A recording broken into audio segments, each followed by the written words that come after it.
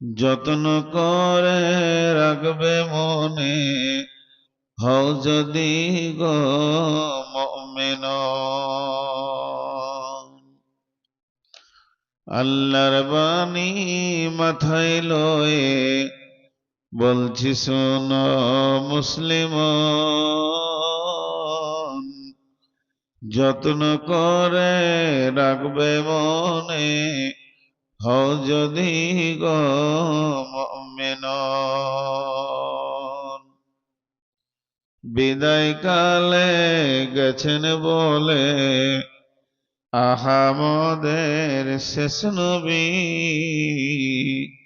বিদায় কালে গেছেন বলে আহামদের শেষ নবী। সঙ্গের সাথী কেউ হবে না, হইবে তোমার আমিলন। যত্ন করে রাখবে মনে, হও যদি গো মুমিন।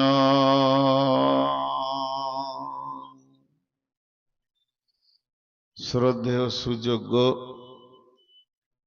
অত্র এলাকার কৃতি সন্তান, আজকের সবার সভাপতি, উপস্থিত আলেম ওলামা বৃন্দ, সামনে আমার দিনদার ইমানদার মুমিন ভাই সকল ও মুমিনা মা ও বোনেরা, প্রশংসা, গণগান, গণকীর্তন, স্তব, স্তুতি, ভালোবাসা, তকদির, হায়াত, মওত, রুজি, জান্নাত, জাহান্নাম, পুলসেরাত, আখেরাত সবকিছুর মালিক আল্লাহ, যে মহান মুনিব আজকে আমাদেরকে এক মাদ্রাসা কেন্দ্রিক আয়োজিত মাহফিলে সকলকে হাজির করেছেন আর দিনই কথা শোনার একটু তৌফিক দিয়েছেন। আমরা সকলে হৃদয়ের ভিতর থেকে শুকরিয়া আদায় করি আলহামদুলিল্লাহ। দরুদ ও সালাম বর্ষিত হোক আখিরি নবী নবী মুহাম্মদ রাসূলুল্লাহ সাল্লাল্লাহু আলাইহি সাল্লামের উপর। আল্লাহুম্মা আমিন, আল্লাহুম্মা সাল্লি আলাইহি, আল্লাহুম্মা বারিক আলাইহি। মোহতারাম ভাই, আজিজ ও বুজুর্গ দোস্ত, আমি আমার বক্তব্য শুরু করার আগে খুব ছোট ছোট দুটি কথা বলছি, লম্বা কথা বলছি না। আমি আপনাদের সামনে একটা গোটা সূরা পড়েছি, এবার ধ্যান দেন আপনারা।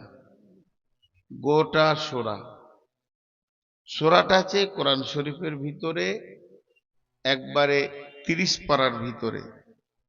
সূরাটার নাম হচ্ছে বাইয়ানা। সূরাটার নাম হচ্ছে বাইয়ানা। বাইয়ানা এই সূরাটা মদিনাতে নাজিল হয়েছে। সূরাটার নাম্বারিং হচ্ছে 98, আর এতে 8টা আয়াত আছে, বেশি আয়াত নাই, একটা রুকু। এই সূরাটা ব্যাপারে বিশ্ব নবী উবাই ইবনে কাবকে যে বলছেন, উবাই ইবনে কাব, আল্লাহ তোমাকে বলেছে আমাকে সূরা বাইয়ানাটা শোনাতে। উবাই ইবনে কাব বলছে, আল্লাহ আমার নাম নিয়েছেন? বলছে হ্যাঁ, তোমার নাম নিয়ে আল্লাহ আমাকে বলেছেন। তো খুশিতে উনি কেঁদে ফেললেন। সূরাটার নাম বাইয়ানা। সূরাটার নাম বাইয়ানা। তোর নামটা যে রাখা হয়েছে বাইয়ানা, ওর ভিতরেই ওর তথ্যবহুল কথাগুলো ঢুকে আছে, ওর ভিতরে। শুধু নামের ব্যাখ্যাটা আপনারা 2 মিনিট শোনেন, 5 মিনিট শুনেন, ওর নাম বাইয়ানা কেন রাখা হলো। কোরআনের নাম আমরা জানি কোরআনুল কারীম, কোরআনুল মাজিদ। কোরআন শরীফ বলবেন না, ওটা বলা ঠিক নয়, ওতে কোরআনের ইজ্জত বাড়ে না। কোরআনে কোথাও নাই কোরআন শরীফ, কোরআনে আছে কোরআন মাজিদ। ইন্না বাতশা রাব্বিকা লাশাদীদ ইন্নাহু হুয়া ইবদি ওয়া ইঈদ ওয়া হুয়াল গাফুরুল ওদুদ যুল আরশিল মাজিদ।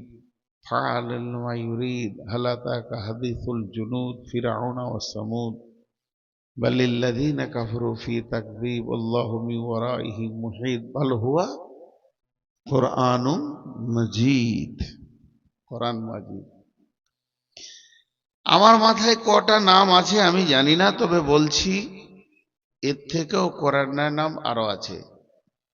কোরআনের নাম কোরআন, কোরআনের নাম ফুরকান, কোরআনের নাম কিতাব, কোরআনের নাম তনজিল, কোরআনের নাম নূর, কোরআনের নাম হুদা, কোরআনের নাম সিরাজ, কোরআনের নাম সাবিল, কোরআনের নাম বাইয়িনা, কোরআনের নাম নাবা। এতগুলো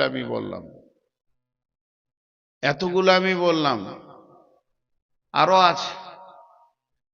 তো যতগুলো নাম আছে ততগুলো আলাদা আলাদা ব্যাখ্যা আছে। যতগুলো নাম আছে ততগুলো আলাদা আলাদা ব্যাখ্যা আছে। আমি সবগুলোকে জমার খাতায় রেখে দিয়ে একটা ধরলাম বাইয়িনা। বাইয়িনা মানে, বাইয়িনার আভিধানিক অর্থ হচ্ছে প্রকাশ্য দলিল, গোপন দলিল নয়, প্রকাশ্য দলিল, একে বলে বাইয়িনা। বাইয়িনা, হে আমার মা বোন, কোরআনের একটা নাম বাইয়িনা মানে প্রকাশ্য দলিল। এখানে গোপনের কিছু নাই, সংশয় নাই, গোপনত্ব বলে কিছু নাই, প্রকাশ দলিল। আল্লাহ রসুল বলছেন আসসালাতু নূরুন ওয়াল কালামুল্লাহ বুরহানুন। বুরহান মানেও দলিল, বাইয়িনা মানেও দলিল। আসসালাতু নূরুন ওয়াল কালামুল্লাহ বুরহানুন। আসসালাতু নূরুন ওয়াল কালামুল্লাহ বুরহানুন। একবার আমার সঙ্গে আপনারা হারিয়ে যান, সবাই আমরা মরে গেলাম। যখন আমরা সব মরে মাটি চাপা পড়ে যাব, বিশ্ব ভূমণ্ডলটা ভেঙে চুরমার হয়ে ধূলিকণা মাটিতে পরিণত হয়ে ঘর বাড়ি গাছপালা নদী নালা অট্টালিকা ফ্ল্যাট বাড়ি হসপিটাল কিচ্ছু থাকবে না, শূন্য পৃথিবী। ইজা শামসু কুব্বিরাত ওয়া ইজা নুজুমুন কাদারাত ওয়া ইজাল বিহারু ফুজ্জিরাত। চাঁদ চলে যাবে, সূর্য চলে যাবে, তারা চলে যাবে, তাদের আলো থাকবে না, সূর্যের আলো থাকবে না, তারার আলো থাকবে না, চাঁদের আলো থাকবে না। যেদিন পৃথিবী ভূমিভঙ্গ হবে, বিদ্যুৎ প্রকল্প থাকবে না, ব্যাটারি থাকবে না, মোমবাতি থাকবে না, দেশলাই থাকবে না, মাচিস থাকবে না, কিছু না তো না। আল্লাহ তাবারাক ওয়া তাআলা বলছেন ইয়াউমা তারদুফুর রাজিফা তাতবাউহার রাদিফা। ইয়াউমা তারজুফুর রাজিফা তাতবাউহার রাদিফা। একটা সুর ফুঁকবে, পৃথিবী ভেঙে যাবে, তারপরে দ্বিতীয় সুর ফুঁকা হবে 40 বছর পর, তখন মানুষ উঠবে, নাই আলো, নাই আলো। মানুষের কিয়ামতের মাঠে ওঠার প্রথম প্রয়োজন হবে আলো, আলো, আলো, আলো, আলো, আলো। সূর্য তো নাই, আলো কোথা পাবে? আসসালাতু নূরুন। যারা নামাজ পড়েছে তাদের হাতগুলো নূরের জ্যোতি হবে, নূরের জ্যোতিতে ঝকমক করবে। আর ওরা কি বলবে? বিসমিল্লাহির রহমানির রহিম।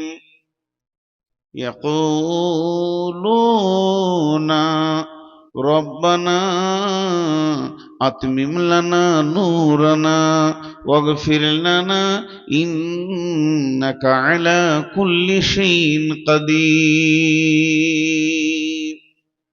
হে আমাদের রব, আমরা কিয়ামতের মাঠে উঠেছি, তুমি আমাদেরকে নূর দিয়েছো। যারা নূর পাবে ওরাই বলবে ইয়াকুলুনা রব্বানা আতমিম লানা নূরানা, আমাদের নূরগুলোকে আরো জ্যোতি বাড়িয়ে পরিপূর্ণ করে দাও, আমরা যেন আরো জ্যোতি পেয়ে যাই।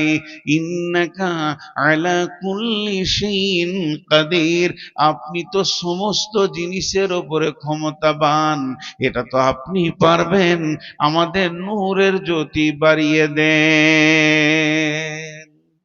এটা আজকে বিষয় নেই, আমি শর্টে ছেড়ে নিলাম। যারা নামাজ পড়বে তারা আলো পাবে কিয়ামতের দিন, যারা নামাজ পড়বে না আঁধারে ঘুর ঘুর ঘুর ঘুর করবে, আর ওই অবস্থাতে কিয়ামতের আযাব শাস্তি শুরু হবে। যেহেতু জাহান্নামের আগুনের কালার হলো কালো, এত কালো দিনকে আঁধার করে দিবে, সেই অবস্থাতে তাদেরকে জাহান্নামে ভরা হবে। এবার যেটা বাইয়েনা, নবীজি বলছেন ওয়াল কালামুল্লাহ, ওয়াল কালামুল্লাহ, আল্লাহর কালাম, আল্লাহর কথা, এটা হলো বুরহানুন, দলিল। আল্লাহর কথা হলো দলিল, আর আমার সলাত হলো নূর। আল্লাহর কথা হলো দলিল, আর আল্লাহ কোরআনের নাম দিয়েছেন বাইয়িনা। বাইয়িনা মানে হচ্ছে দলিল। এই যে সভাপতি সাহেব বসে আছেন, আমার মহব্বতের মানুষ, এই জমিটা নিয়ে ওনার সাথে আমার ঝামেলা, বুঝবেন কিন্তু উদাহরণটা। ওনার দাবি জমি আমার, আমার দাবি জমি আমার, এই দাগ আমার, আপনাকে ঘর করতে দিব না, আমি ঘর বানাবো। ও বলছে ছাড়ো, এই জায়গা আমার। গায়ের 10কে ডেকেছি, শিক্ষিত লোককে ডেকেছি, আলেম ওলামাদের ডেকেছি, দিনের জ্ঞান যাদের আছে ডেকেছি, যারা বিচার করতে পারবে তাদেরকে ডেকেছি। 10-20টা লোক এসে বসলো, মসজিদে বিচার হচ্ছে।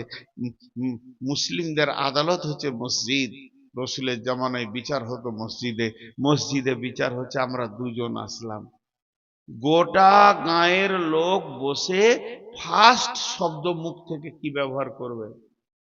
দলিল দাও। আমাকেও বলবে দলিল দাও, ওনাকেও বলবে দলিল দাও। ওই জায়গাটা যে তোমার, এর দলিল দাও।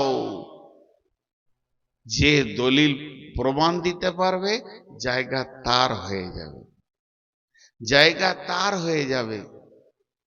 এখন আপনি বলছেন আমি মুসলমান, জায়গার দাবি লয়, মুসলমানের দাবি। আর আমি বলছি ধুর আমি মুসলমান। আল্লাহ বলছে দলিল দে, তোর চলাতে উঠাতে বসাতে আমি কোরআনের দলিল নিব। যদি দলিল মিলে যায় তুই মুসলমান, আর দলিল যদি না মিলে তুই মুসলমান লস। কোরআন হলো পৃথিবীতে বেঁচে থাকার দলিল। আমি খাবো কেমন করে? কোরআন যেমন করে বলেছে, বলে কোরআনে তো খাওয়ার কথা নাই, কোরআনে যতগুলি কথা আছে একটা কথা আছে, মা আতাকুমুর রাসূল ফাখুযুহু, আমি যে নবীকে তোমাদের কাছে পাঠিয়েছি ওকে দেখে তোমরা চলবে, ওর দেওয়া তরিকাকে গ্রহণ করে নেবে। তাহলে আমার দলিল হয়ে গেল কোরআন, আমাকে রসুলকে লক্ষ্য করতে বলেছে।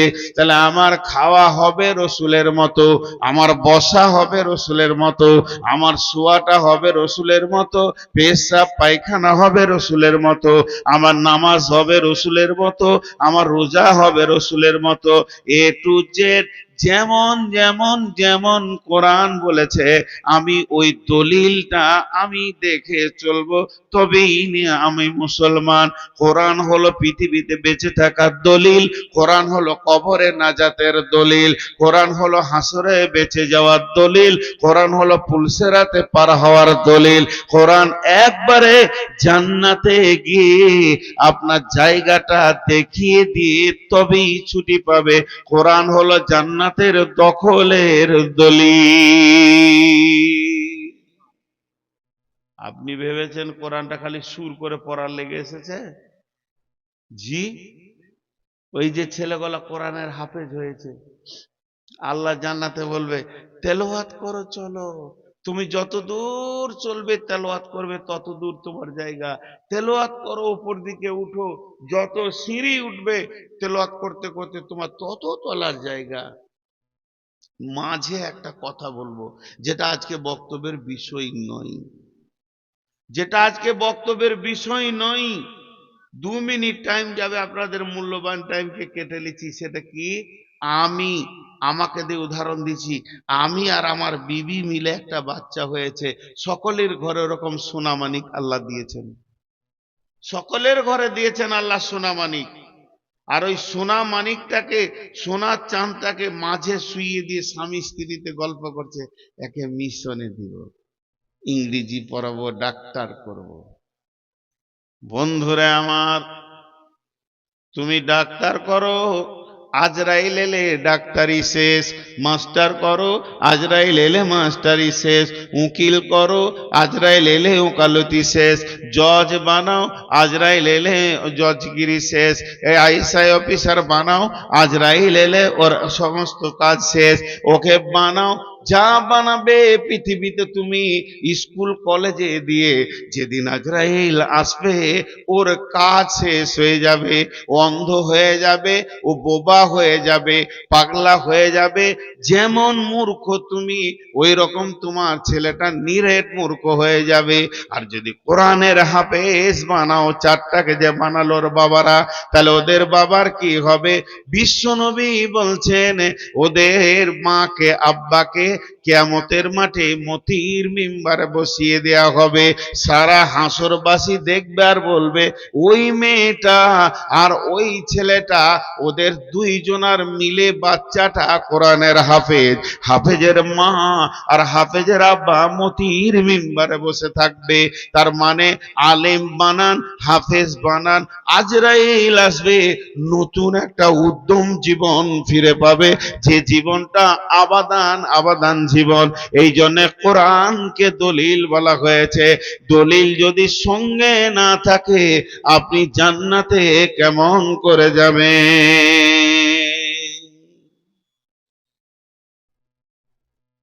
যে কোনো কাজ করবেন, ছোট ক্ষুদ্র কাজ, বিরাট কাজ, ছোট ক্ষুদ্র কাজ। ক্ষুদ্র বলতে একটু বুঝাই, বুঝানোর অনুসূচনাটা দিই। একটা মুড়ি পড়ে আছে ভালো জায়গায়, খাওয়া যাবে। এই মুড়িটাকে ধরেছেন এমনি করে, ধরে দাঁত দিয়ে কাটতে যেছেন এমনি করে। কত ছোট কাজ, কাটতে জি আর পারলেন না। মুড়িটা কাটতে কেন? বাঁ হাতে আছে, আর কাটতে পারছে না, বাঁ হাতে আছে। আমার রসুল বাঁ হাতে খাওয়া হারাম করে দিয়েছে, ডান হাতে নেন, এবার কেটে খেলেন, হয়ে গেল। এটাই দলিল আপনার। আপনি কত দামি যে আপনার একটা মুড়িতে দলিল চলে আসছে। জি, আমি সব জায়গায় উদাহরণ দিই, উদাহরণগুলো মন দিয়ে শুনবেন। আজকের পৃথিবীতে ব্র্যান্ডেড কোম্পানির মাল, চালু কোম্পানির মাল, 2 রকম কোম্পানি আছে। একটা রাস্তাঘাটে ফুটপাতে মাল বিক্রি হচ্ছে, আর একটা ব্র্যান্ড কোম্পানির মাল বিক্রি হচ্ছে। টাটা কোম্পানির একটা মনোগ্রাম আছে, স্ট্যাম্প আছে, এরকম গোল, অতি টি টি লেখা আছে, টাটা লেখা আছে, বোঝা যায়। তো এই মনোগ্রামটা ওর আছে, স্ট্যাম্প। একটা ট্রাক কিনবেন তো ওটা দেখতে পাবেন, বাস কিনবেন ওটা দেখতে পাবেন, ট্যাক্সি কিনবেন ওটা দেখতে পাবেন, টাটার মারুতি কিনবেন ওটা দেখতে পাবেন। ছোট জায়গায় চলে যান, একটা কোদাল কিনবেন টাটার, ওটা দেখতে পাবেন। ছোট্ট একটা দয়লে কিনবেন টাটার, ওইটা দেখতে পাবেন। যদি টাটার ছুঁচ কিনেন, তাও ওই স্ট্যাম্পটা আপনাকে দূরবীন দিয়ে দেখতে হবে, ওইটা লাগানো আছে। ওটা এমন একটা ব্র্যান্ডেড কোম্পানি, ওর সমস্ত মালের পেছনে স্ট্যাম্প আছে। কথা বোঝাতে পারলাম? আপনারা একটু হ্যাঁ না দেন, কথা বোঝাতে পারলাম? তো পৃথিবীতে যত জাতি আছে, হিন্দু, মুসলিম, জৈন, খ্রিস্টান, বৌদ্ধ, মাজুসি, শিখ, এইভাবে কত জাতি আর কত বলবো, ইহুদি নাসারা, শুধু মুসলিম ছাড়া, মুসলিম ছাড়া আর কারো দলিল নেই। ও কেমন করে পেশাব করবে দলিল নেই, মন গেল দাঁড়িয়ে চচ্চর করে মুতে লিলা, মন গেল গায়ে মুতে লিলা, ওদের দলিলই নেই। আর মুসলমান এত ব্র্যান্ডেড ধার্মিক, এরা এত দামি, এদের একটা মুড়ি চাবাতে গিয়ে দলিল আছে। এই দেখেন আমার এখানে আছে পানি, বলেন এটা তো পানি, ভালো পানি, হালাল পানি, পানিটা আমি পান করতে পারবো কি পারবো না? সবাই বলেন পারবো তো? আমি যদি এখন মন যাই পানি খাবো, আপনার একটু হা না বলেন, পারবো কি পারবো না? পারবো। এই পানিটা খেতে পারবো আমাকে পিয়াস লাগলে? এই পানিটা যদি পিয়াস লাগে এখন খেতে পারবো না, কেন? বাঁ হাতে চলে গেছে। এক গ্লাস পানি, শুধুমাত্র এক গ্লাস পানিতে রসুল 6 বার কথা বলছেন, একবার নয়। কত দামি ব্র্যান্ডেড কোম্পানি আমরা। নবীজি বলছেন প্রথমে তুমি দেখে খাও, 2 নম্বরে তুমি বসে পান করো, 3 নম্বরে তুমি 3 শ্বাসে পান করো, 4 নম্বরে বিসমিল্লাহ বলে পান করো, 5 নম্বরে তুমি আলহামদুলিল্লাহ বলে পান করো, 6 নম্বরে তুমি ডান হাতে পান করো। তার মানে এক গ্লাস পানিতে আমার 6খানা দলিল রয়েছে। আমি এত দামি আমার ধর্ম। শুধু তাই নয়, আপনি বাথরুমে যাবেন, আপনার পেছনে পেছনে দলিল পৌঁছে যাবে, বাঁ পা আগে ঢুকবে, ডান পা আগে বের হবে, এই দোয়া পড়বে। কাপড় কখন উঠাবে, কতটা টাইমে তুমি কাপড়টাকে খালি করবে, কতটা টাইমে তুমি কাপড়কে ঢাকবে, কিভাবে তুমি তাহারত হবে। পায়খানার ভিতরে রসুলের ক্লাস ঢুকে গেছে, পেশাবখানাতে রসুলের ক্লাস ঢুকে গেছে। এখন নিবিড় পৃথিবীর কেউ নাই, আমি আর আমার বিবি বিছানায় শুয়ে আছি, ওখানেও রসুলের দলিল ঢুকে গেছে। বিবিকে কেমন করে ব্যবহার করবে, স্বামীর কাছে তুমি কিভাবে যাবে, তারপরে গোসল কেমন ভাবে হবে, হালাল কিভাবে হবে, পাক কিভাবে হবে। আল্লাহ তাবারাক ওয়া তাআলা বলছেন, এর জন্যই তোদের কাছে আমি বাইয়েনা পাঠিয়ে দিয়েছি রে। আমার কোরআনের নাম হলো বাইয়েনা। এই দলিলকে ফলো করে করে করে করে তোদেরকে চলতে হবে।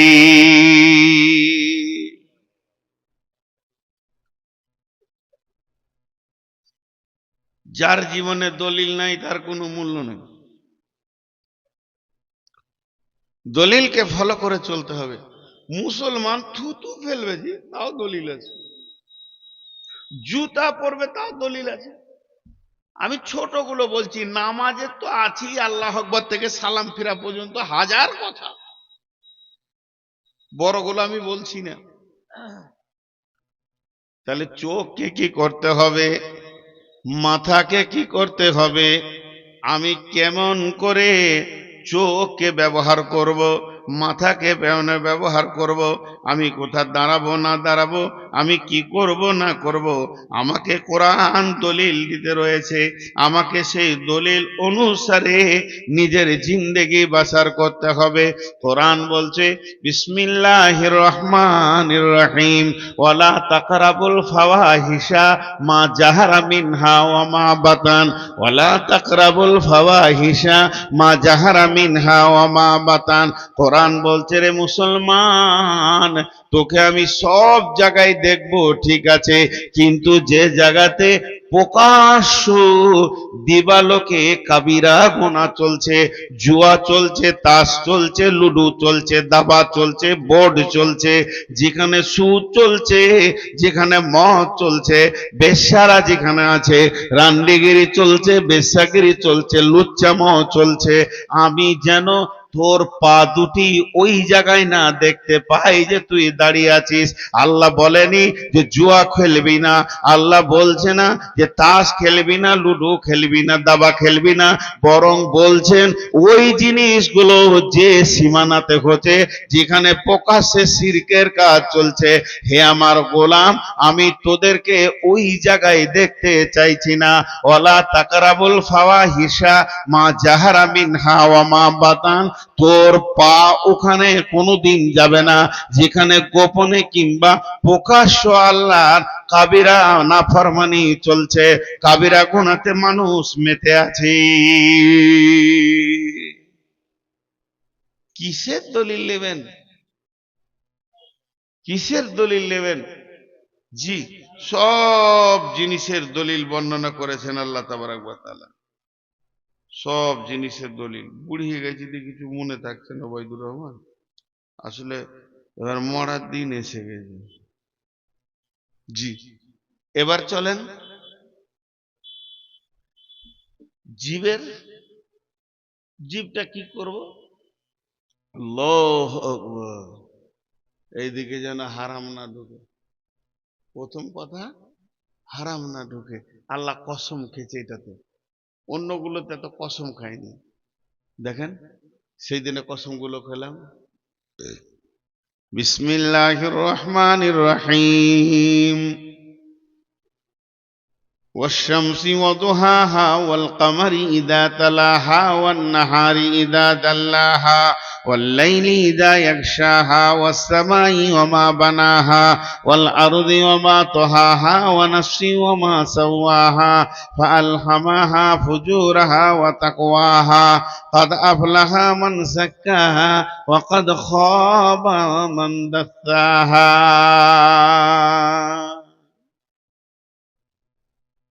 জি, আপনাদের মাদ্রাসার শিক্ষক আমাকে বলছে একটা মিষ্টি খেলেন। আমি ওকে বললাম খাবো না। না, খান খান খান। সুগার রে ভাই, শরীর খুব খারাপ, মিষ্টি খাবো না। না, খান খান খান। কোন বিয়াদব রে, সুগার বলছি তা খান। এটা সব থেকে দামি মিষ্টি, তোর নাকে কিলাই দামি মিষ্টি, খান খান খান। এবার আমি রেগে গেছি, মানুষ তো, রেগে গিয়ে ওকে বলছি আল্লাহর কসম খাবো না। মানুষ কখন কসম খায়? যখন রেগে যায়। আল্লাহর কসম আমি খাবো না, লোকটা বুঝে নিল খাবে না। এখন আপনাদের সভাপতি সাহেব আমাকে বলছে, হাজি মৌলানা আপনি বলে গাজলে কার পকেটে টাকা চুরি করেছেন, এটাও আরো পেস্টিজ চলে গেছে। তখন আমি ওনাকে বলছি আল্লাহর কসম, আল্লাহর কসম, আল্লাহর কসম, আল্লাহর কসম, আল্লাহর কসম, আল্লাহর কসম, আল্লাহর কসম, আল্লাহর কসম, আল্লাহর কসম, আল্লাহর কসম, আল্লাহর কসম। এটা ভুল বললেন, মিথ্যা বললেন, আমি এ কাজ করিনি। প্রথমটা একবার কসম খেলাম, আর দ্বিতীয়টা 11 বার কসম খেলাম। কেন? এটা আমার প্রেস্টিজ আর ব্যাপার আছে, তার জন্য কসমটা আমি বেশি করে করলাম, যে মানুষ বুঝে নেবে এ কাজ ওর দ্বারা হতে পারে না। তাছাড়া এতগুলো কসম কেন করবে? তার মানে গুরুত্ব যত বেশি হয় কসম তত ঘন হয়ে যায়। তা আল্লাহ তাবারক ওয়া তাআলা এখানে 11টি কসম করে বলছেন যে কাদ আফলাহা মান যাক্কাহা ওয়া কাদ খাবা মান দাসাহা।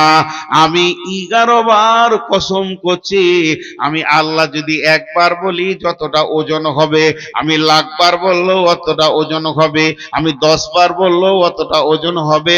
আল্লাহকে কোনো কথা দুবার বলার দরকার নাই, আমাদের জন্য একবার বললেই যথেষ্ট। তবে আল্লাহ 11 বার কসম খেলেন কেন? মানে আমাদের অভ্যাস আছে কসমের কথাগুলো বেশি গুরুত্ব দিই। আমাদের গুরুত্বের দিকে তাকিয়ে আল্লাহ 11 বার কসম খেয়ে বলছেন। বলছে তো বলছে ছোট কথা, বড় কথা লয়। কি কথা বলছে বেটি রে? আল্লাহ বলছেন কাদ আফলাহা মান যাক্কাহা ওয়া কাদ খাবা মান দাসাহা। এই কথাটা বলার জন্য এতগুলি কসম খেয়েছেন। তাহলে আমাদেরকে আজকে দেওয়ানির ময়দানে ওই কসমটাকে গুরুত্ব দিয়ে বুঝতে হবে। আল্লাহ বললেন কি? আল্লাহ বললেন যে পাক আছে বেঁচে যাবে, যে না পাক আছে ফেঁসে যাবে। যে পাক আছে সে কি হবে? বেঁচে যাবে। যে না পাক আছে ফেঁসে যাবে। ভালো কথা, ভালো কথা জি।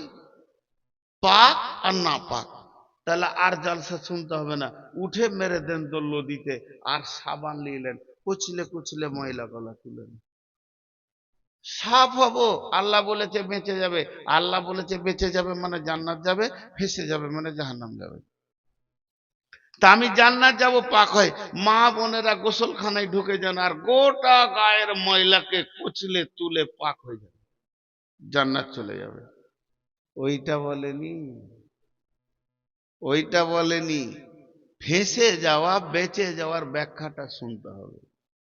বেঁচে যাওয়া আম্মা জান আয়েশা বর্ণনা করছেন, উম্মুল মুমিনিন, উম্মুল মুমিনিন আম্মা জান আয়েশা বিশ্ব নবীকে জিজ্ঞেস করছেন, ইয়া রাসূলুল্লাহ, যে পাক থাকবে সে বেঁচে যাবে, তাহলে আমাকে বড় পবিত্রটা হওয়া শিখিয়ে দেন, আমি ছোটখাটো পাক হব না। বিশ্বনবী বললেন, আয়েশা রে, প্রথম নম্বর পাক হচ্ছে তুমি হালাল খাও। কেন বললেন? আমার গায়ে এই জামাতে যদি কুকুরের পেশাব লেগে যায়, শুকরের পায়খানা বাইদি বাই লেগে যায়, আমার গায়ে যদি নোংরা জিনিস লেগে যায়, এখনই সাবান দিয়ে ধুয়ে দিব, পাক হয়ে যাবে। আবার আমি এই জামাটা পরে নামাজে দাঁড়াবো, জুমার খুতবা দিব, অসুবিধা হবে না। কিন্তু যদি আমায় হারাম খেয়ে নি, এই হারাম খাওয়ার কারণে ওই খাবার থেকে আমার রক্ত হবে, মাংস হবে, হাড্ডি হবে, আমার শরীরে ক্যালসিয়াম হবে, পটাশিয়াম হবে, যত কিছু দরকার সব হবে, ওতে আমার শরীরটা ধীরে ধীরে ধীরে ধীরে বড় হবে। কিন্তু এটাকে 7টা সমুদ্রের পানিতে যদি ডুবানো হয়, এই নাপাকটা ছাড়বে না, এই ময়লাটা ছাড়বে না, সাবান দিয়েও ছাড়ানো যাবে না। এই ময়লাটা পরিষ্কার হওয়ার একটাই রাস্তা আছে, সোনা থেকে খাদ বের করার যেমন একটা রাস্তা, ওকে আগুনে এসিডে দিতে হবে, তবেই সোনা থেকে খাদ আলাদা হবে।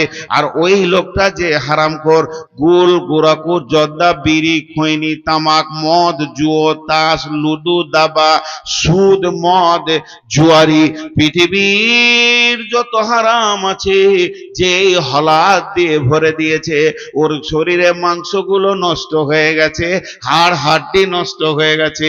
তাহলে এই সোনা থেকে খাদ বের করার রাস্তাটা কি? 7 সমুদ্র পানি পারবে না, গোটা দুনিয়ার পানি পারবে না, গোটা দুনিয়ার সাবান দিলেও ধোয়া যাবে না। ওর একটাই রাস্তা আছে, জাহান্নামের আগুন, আগুনে দিলে তবেই খাদটা পুড়ে শেষ হবে। অতএব তুমি যদি পাক হতে যাও, সমস্ত হারাম থেকে বাঁচো। আর যে না পাক থাকবে ফেঁসে যাবে। ফেঁসে যাওয়ার মানে কি? এখন যদি একটা ডাম্পার ফেঁসে যায় রাস্তার গায়ে, তা একটা ট্রাক এসে তুলে নেবে, আর একটা ডাম্পার ওকে টোচেন করে টেনে তুলে দেবে, কিংবা জিসিবি দিয়ে আর কিছু দিয়ে ক্রেন দিয়ে তুলে নেবে। আমার গাড়িটা যদি রাস্তায় ফেঁসে যায়, ছেলেরা বলবে চল চল মৌলানার গাড়িটাকে ঠেলে তুলে দিই, রাস্তায় তুলে দিবে। একজন বিপদে পড়লে আর 5 জনের সাহায্যের হাত যাবে। কিন্তু যেদিন আপনি আমি ফেঁসে যাব, এমন একটা দিন, একটা নেকির জন্য ফেঁসে গেলে লা তামলিকু নাফসুন লিনাফসিন শাইয়া, সেদিন কোনো আত্মা কারো উপকার করবে না, এমন একটা দিন হবে রে। ওই দিন যে ফাঁসবে সেই মরবে, ওকে তুলে উদ্ধার করার কেউ থাকবে না।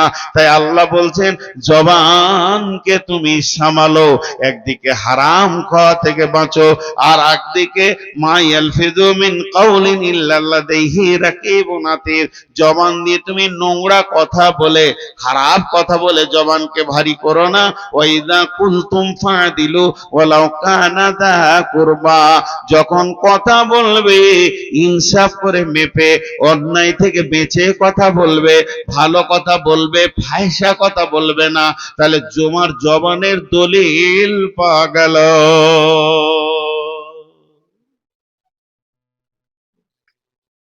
চোখের দলিল আছে? হ্যাঁ আছে, চোখের দলিল আছে।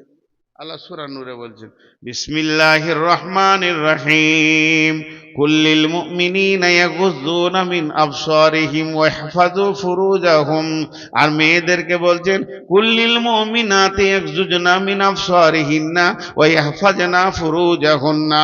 এ পৃথিবীর যুবকের দল ও পুরুষের দল, তোমরা নজরকে নিচে করো এবং তোমাদের সরঙ্গা যেটা রয়েছে, যে জিনিসটা স্ত্রীর সঙ্গে ব্যবহার করা যাবে, ওই জিনিসটাকে তুমি হিফাজত করো, হারাম মহিলার সঙ্গে ব্যবহার করিও না।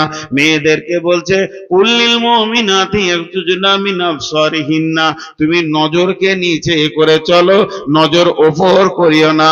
তোমার নজরে রয়েছে তীক্ষ্ণ দৃষ্টি।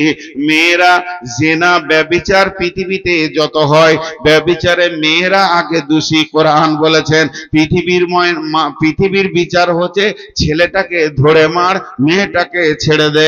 মেয়েটার কোনো বিচার হয় না, মেয়ে মানুষ মানে সব পার পেয়ে গেল। কিন্তু আমার আল্লাহর কালাম পাক বলেছেন, আযানিয়াতু ওয়াজ্জানি, মেয়েরা আগে দোষী, তবে ছেলেরা দোষী। মেয়েরা কেন দোষী? যতদিন পর্যন্ত মেয়েরা সমর্থন না বুঝাবে, যতদিন মৌনভাবে হোক, অঙ্গভঙ্গিতে হোক, নিজের সমর্থনটাকে না বুঝাবে, অতদিন কোনো পুরুষ ওর সতীত্ব নষ্ট করতে পারবে না। অতএব আল্লাহ বলছেন, নজরে নিচে করে চলো। আর মেয়েদেরকে বলছে, তোরা মাথাটা কেমন করে ঢাকবি, ওই দলিলটা নিয়ে নে। ওই ইয়াজরিবনা বিখুমুরিহিন্না আলা জুয়ুবিহিন্না ওয়ালা ইবদিনা যিনাতাহুন্না, সরঙ্গায়ের হিফাজত করো। উর্নিটাকে ভুরুর ওপর দিয়ে, মাথা দিয়ে নিয়ে নাকের ওপর দিয়ে নাও, তোমার জামার কলারটাও পর্যন্ত কাউকে দেখাবে না।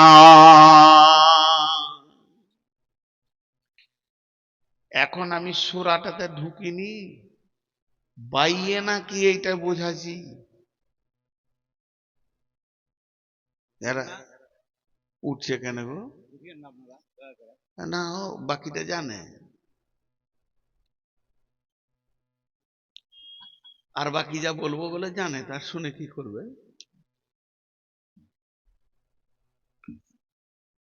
ভাইরা আমার, দলিল নাই এরকম জায়গা আমাদের নাই, কটা দেখালাম মাত্র। তাহলে কোরআনকে সাথে করে নিয়ে যেতে হবে, তবেই জান্নাত পাওয়া যাবে। তো ভালো দামি মোমের পাতার ফার্স্ট ক্লাস কোরআন শরীফ কিনে এলেন সবাই একটা করে, আর ওসিয়ত করে দেন ছেলেকে, বেটা মরে গেলে কোরআন শরীফটা কাফনে বেঁধে দিও। আমাদের ওখানে এই মুর্শিদাবাদে লালবাগে এক বদমাশ আছে, আল্লাহ এদের যে কি হবে কিয়ামতের মাঠে। পীর সাহেব, ও আবার চিঠি দেয়, চিঠি লিখে দেয়, কাফনে ভরে দেবে, বাস মুনকির নাকির এসে চিঠি পড়ে নেবে, ওকে জান্নাতে বসিয়ে দেবে। ও কবর সাইডে লাগিয়ে দিয়েছে, বাহ দেখেন কিরকম সিস্টেম। এক সিস্টেম এসেছে, ফুরফুরা শরীফ। আবার আমাদের ওইদিকেই ফুরফুরা, ফুরফুর করছে ওরা, খালি কোথা দিবে। এই তো, তো কোরআনকে সঙ্গে নিয়ে যেতে হবে বেডি, কোরআনকে সাথে নিয়ে যেতে হবে। কোরআন আমার দলিল থাকলে আমি নাজাত পেয়ে যাব। কোরআনকে কি করে সঙ্গে নেব? একটা সাথে নিলেই হলো। জি না, আল্লাহ তাবারক ওয়া তাআলা কিয়ামতের মাঠে বলবেন, ওয়াজিআ বিন নাবিয়্যিনা ওয়াশ শুহাদা, ওয়াজিআ বিন নাবিয়্যিনা ওয়াশ শুহাদা। হাসরবাসীরে, তোরা নবীকে সঙ্গে করে নিয়ে আয়, আমল করেছিস এর সাক্ষীটাও নিয়ে আয়। আমি আল্লাহ আজকে তোদের বিচার করব, ওয়াকুদিয়া বাইনাহুম বিল হাক্কি, আমি আজকে হক বিচার করব, ওয়াহুম লা ইউজলামুন। হাসরবাসীরে, আমি কারো উপরে জুলুম করব না। ওয়াকুদিয়া বাইনাহুম বিল হাক্কি ওয়াহুম লা ইউজলামুন। নবীকে আনতে বলেছে আর সাক্ষী আনতে বলেছে। একজন হেঁটে দিলে, জাহান্নামীদের কথা বলছি না এখানে, ওরা তো কিছুই খুঁজে পাবে না কিয়ামতের মাঠে। নবী কোথা দূরে থাক, জাহান্নামীদেরকে বাদ দিয়ে বলছে একবারে জান্নাতি লোক একাই চলে গেছে আল্লাহর কাছে, আল্লাহ আমার আমলনামাটা দেন। আল্লাহ বলবে আমার এলানটা শুনিসনি? আমি যে বললাম নবীকে সাথে করে নিয়ে আয় আর সাক্ষী নিয়ে আয়। জান্নাতি বলবে আল্লাহ আপনি হলেন কাদির, কুদরতে ভরপুর, আপনার কাছে সমস্ত জিনিস আছে, আপনি একবার তাকিয়ে দেখেন আমি কি আপনার নবীকে সঙ্গে করে এনেছি না আনি নাই। তার মানে ও আল্লাহ, আপনি যে নবীকে সঙ্গে করে ডেকেছেন, তো আমি তো আপনার নবীকে সাথে করে নিয়ে এসেছি। এটা আমার নবী। আমি ডান হাতে পানি পেন করেছি, আমি রসুলের মতো খেয়েছি, রসুলের মতো পেশাব পায়খানায় গিয়েছি। মা বোনেরা বলবে নবীজির মতো করে নামাজ পড়েছি। একবার আমার দিকে তাকাল আল্লাহ, আপনি বুঝতে পারবেন নবীকে সঙ্গে এনেছি। এরপর আল্লাহ বলবেন তোর সাক্ষী কই? তখন ওই লোক বলবে আল্লাহ সীমাহুম ফি উজুহিহিম মিন আসারিস সুজুদ, আমার এই যে জায়গাগুলো নূরে ঝকমক করছে, উজুর জায়গাগুলো, চেহারাগুলো, আমার কপালটা ঠুকে ঠুকে ঠুকে কালো হয়ে গেছে, এখানে নূরে জ্যোতি বের হয়ে যাচ্ছে, এ হাঁটুগুলো আমার কালো হয়ে গেছে, ঘাঁটা পড়ে গেছে, এগুলো আমার নূরের জ্যোতি বের হচ্ছে, এগুলোই আমার আমলের সাক্ষী। তার মানে আমলের ময়দানে কোরআনকে হাতে পায়ে করে নিয়ে যেতে হবে। আমার হাত, আমার পা, আমার মন, আমার মিজাজ, আমার চোখ, আমার জিভ কোরআনের বাইরে একটা কদম রাখেনি। অতএব আমি কোরআনকে সঙ্গে নিয়ে হাজির হয়েছি। এর জন্য বিশ্বনবী বলছেন ওয়াল কালামুল্লাহ বুরহানুন, আল্লাহর কালাম তোর জন্য সেই কিয়ামতের মাঠে নাজাতের দলিল হয়ে যাবে। আর তাহলে এটা কবরে বাঁচালো, কিয়ামতে বাঁচালো, ফুলসেরাতে বাঁচালো। এবার যখন জান্নাতের চৌকাটায় ঢুকবেন আল্লাহ বলবেন গোলাম রে, যে কোরআনকে এত মেনে চলেছো, আমার বাণীকে এত প্রাধান্য দিয়েছো, ওই বাণীটাই তোমার জান্নাতের দলিল। তুমি জান্নাতে কোন জায়গায় থাকবে তুমি পড়তে থাকো, হাঁটতে থাকো, যত দূর তোমার কোরআন মুখস্থ আছে অতটাই তোমাকে জান্নাত দেওয়া হবে। এর জন্য এর নাম বাইয়েনা। চলেন এবার বাইয়েনা সূরাতে যাই। প্রথমে একটা জিনিস আপনাদেরকে খুব উল্টা লাগবে, এতটা উল্টা লাগবে যে আপনাদের মনে হবে যে আমিই নাকি বেলাইনে হয়ে গেছি নাকি। দুটা গ্রুপের নাম বলবো আর আমি এমনি করে ইশারা করে দেখাবো, তিনবার করে বলবো। সূরা বাইয়েনা এবার আমি শুরু করছি। বিসমিল্লাহির রহমানির রহিম। লাম ইয়াকুনিল্লাযীনা কাফারু লাম ইয়াকুনিল্লাযীনা কাফারু মিন আহলিল কিতাবি ওয়াল মুশরিকিনা। কাফের মুশরিক দুটো শব্দ দিয়ে এই সূরাটা শুরু হচ্ছে। লাম ইয়াকুনিল্লাযীনা কাফারু মিন আহলিল কিতাবি ওয়াল মুশরিকিনা ফিনা লাম ইয়াকুনিল্লাযীনা কাফারু মিন আহলিল কিতাবি ওয়াল মুশরিকিনা মুনফাক্কিনা হাত্তা তাতিয়াহুমুল বাইয়িনা রাসূলুম মিনাল্লাহি ইয়াতলু সুহুফাম মুতাহহারা ফিহা কুতুবুন কাইয়্যিমা। কত সুন্দর কথা।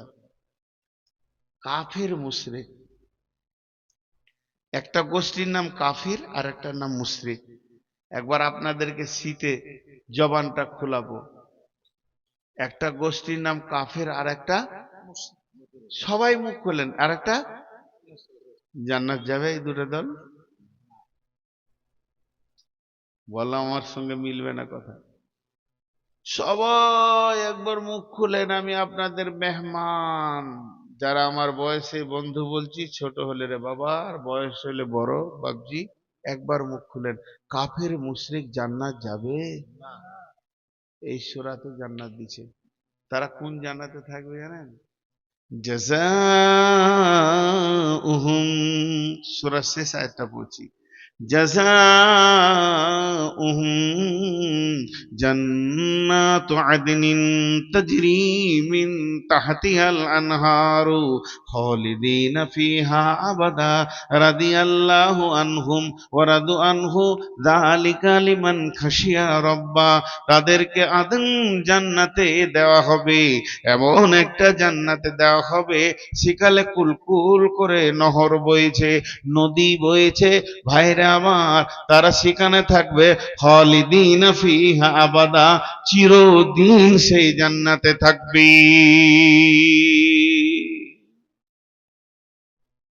লে ভেজা আর মাথা কাটতেছে না ভাইজি, কাফের মুশরিক জান্নাত যাবে গো?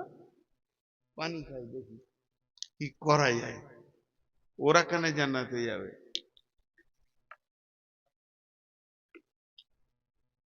মজার কথা, এটা কৌতূহল দিলাম, কাফের মুশরিক কোনোদিনই জান্নাত যাবে না, এটা আমি জানি, কিন্তু এখানে একটা ঘটনা লুকানো আছে। কেন? আল্লাহ এক জায়গায় বলেছেন, কি বলেছেন? বিসমিল্লাহির রহমানির রহিম, ওয়াইযা কিলা লাহুম আমিনু কামা আমানান নাসু ক্বালু আনুমিনু কামা আমানাস সুফাহাউ সুফাহা আলা ইন্নাহুম হুমুস সুফাহাউ ওয়ালাকিন লা ইয়ালামুন। সূরা বাকারা দিয়েছে, তাই না? একবারে প্রথম দ্বিতীয় রুকু দিয়েছে, প্রথম পাতার দিকে, ওয়াইদা কিলা লাকুম আমিনু কামা আমানান নাস, ওদেরকে যখন বলা হতো তোমরা ঈমান আনো লোকেদের মতো, কামা আমানান নাস, ওই লোকেদের মতো যারা ঈমান এনেছে তাদের মতো ঈমান আনো। ক্বালু আনুমিনু কামা আমানাস সুফাহাউ আলা ইন্নাহুম হুমুস সুফাহাউ ওয়ালাকিন লা ইয়ালামুন, ওরা বলতো আমরা বোকাদের মতো ঈমান আনবো না, যারা ঈমান এনেছে ওরা বোকা, বরং আমরা হলাম চালাক। আল্লাহ বলছে ওরা বোকা নয়, তোরা বোকা, এটা তোরা কোনোদিন বুঝতে পারছিস না। ওয়ালাকিন লা ইয়ালামুন।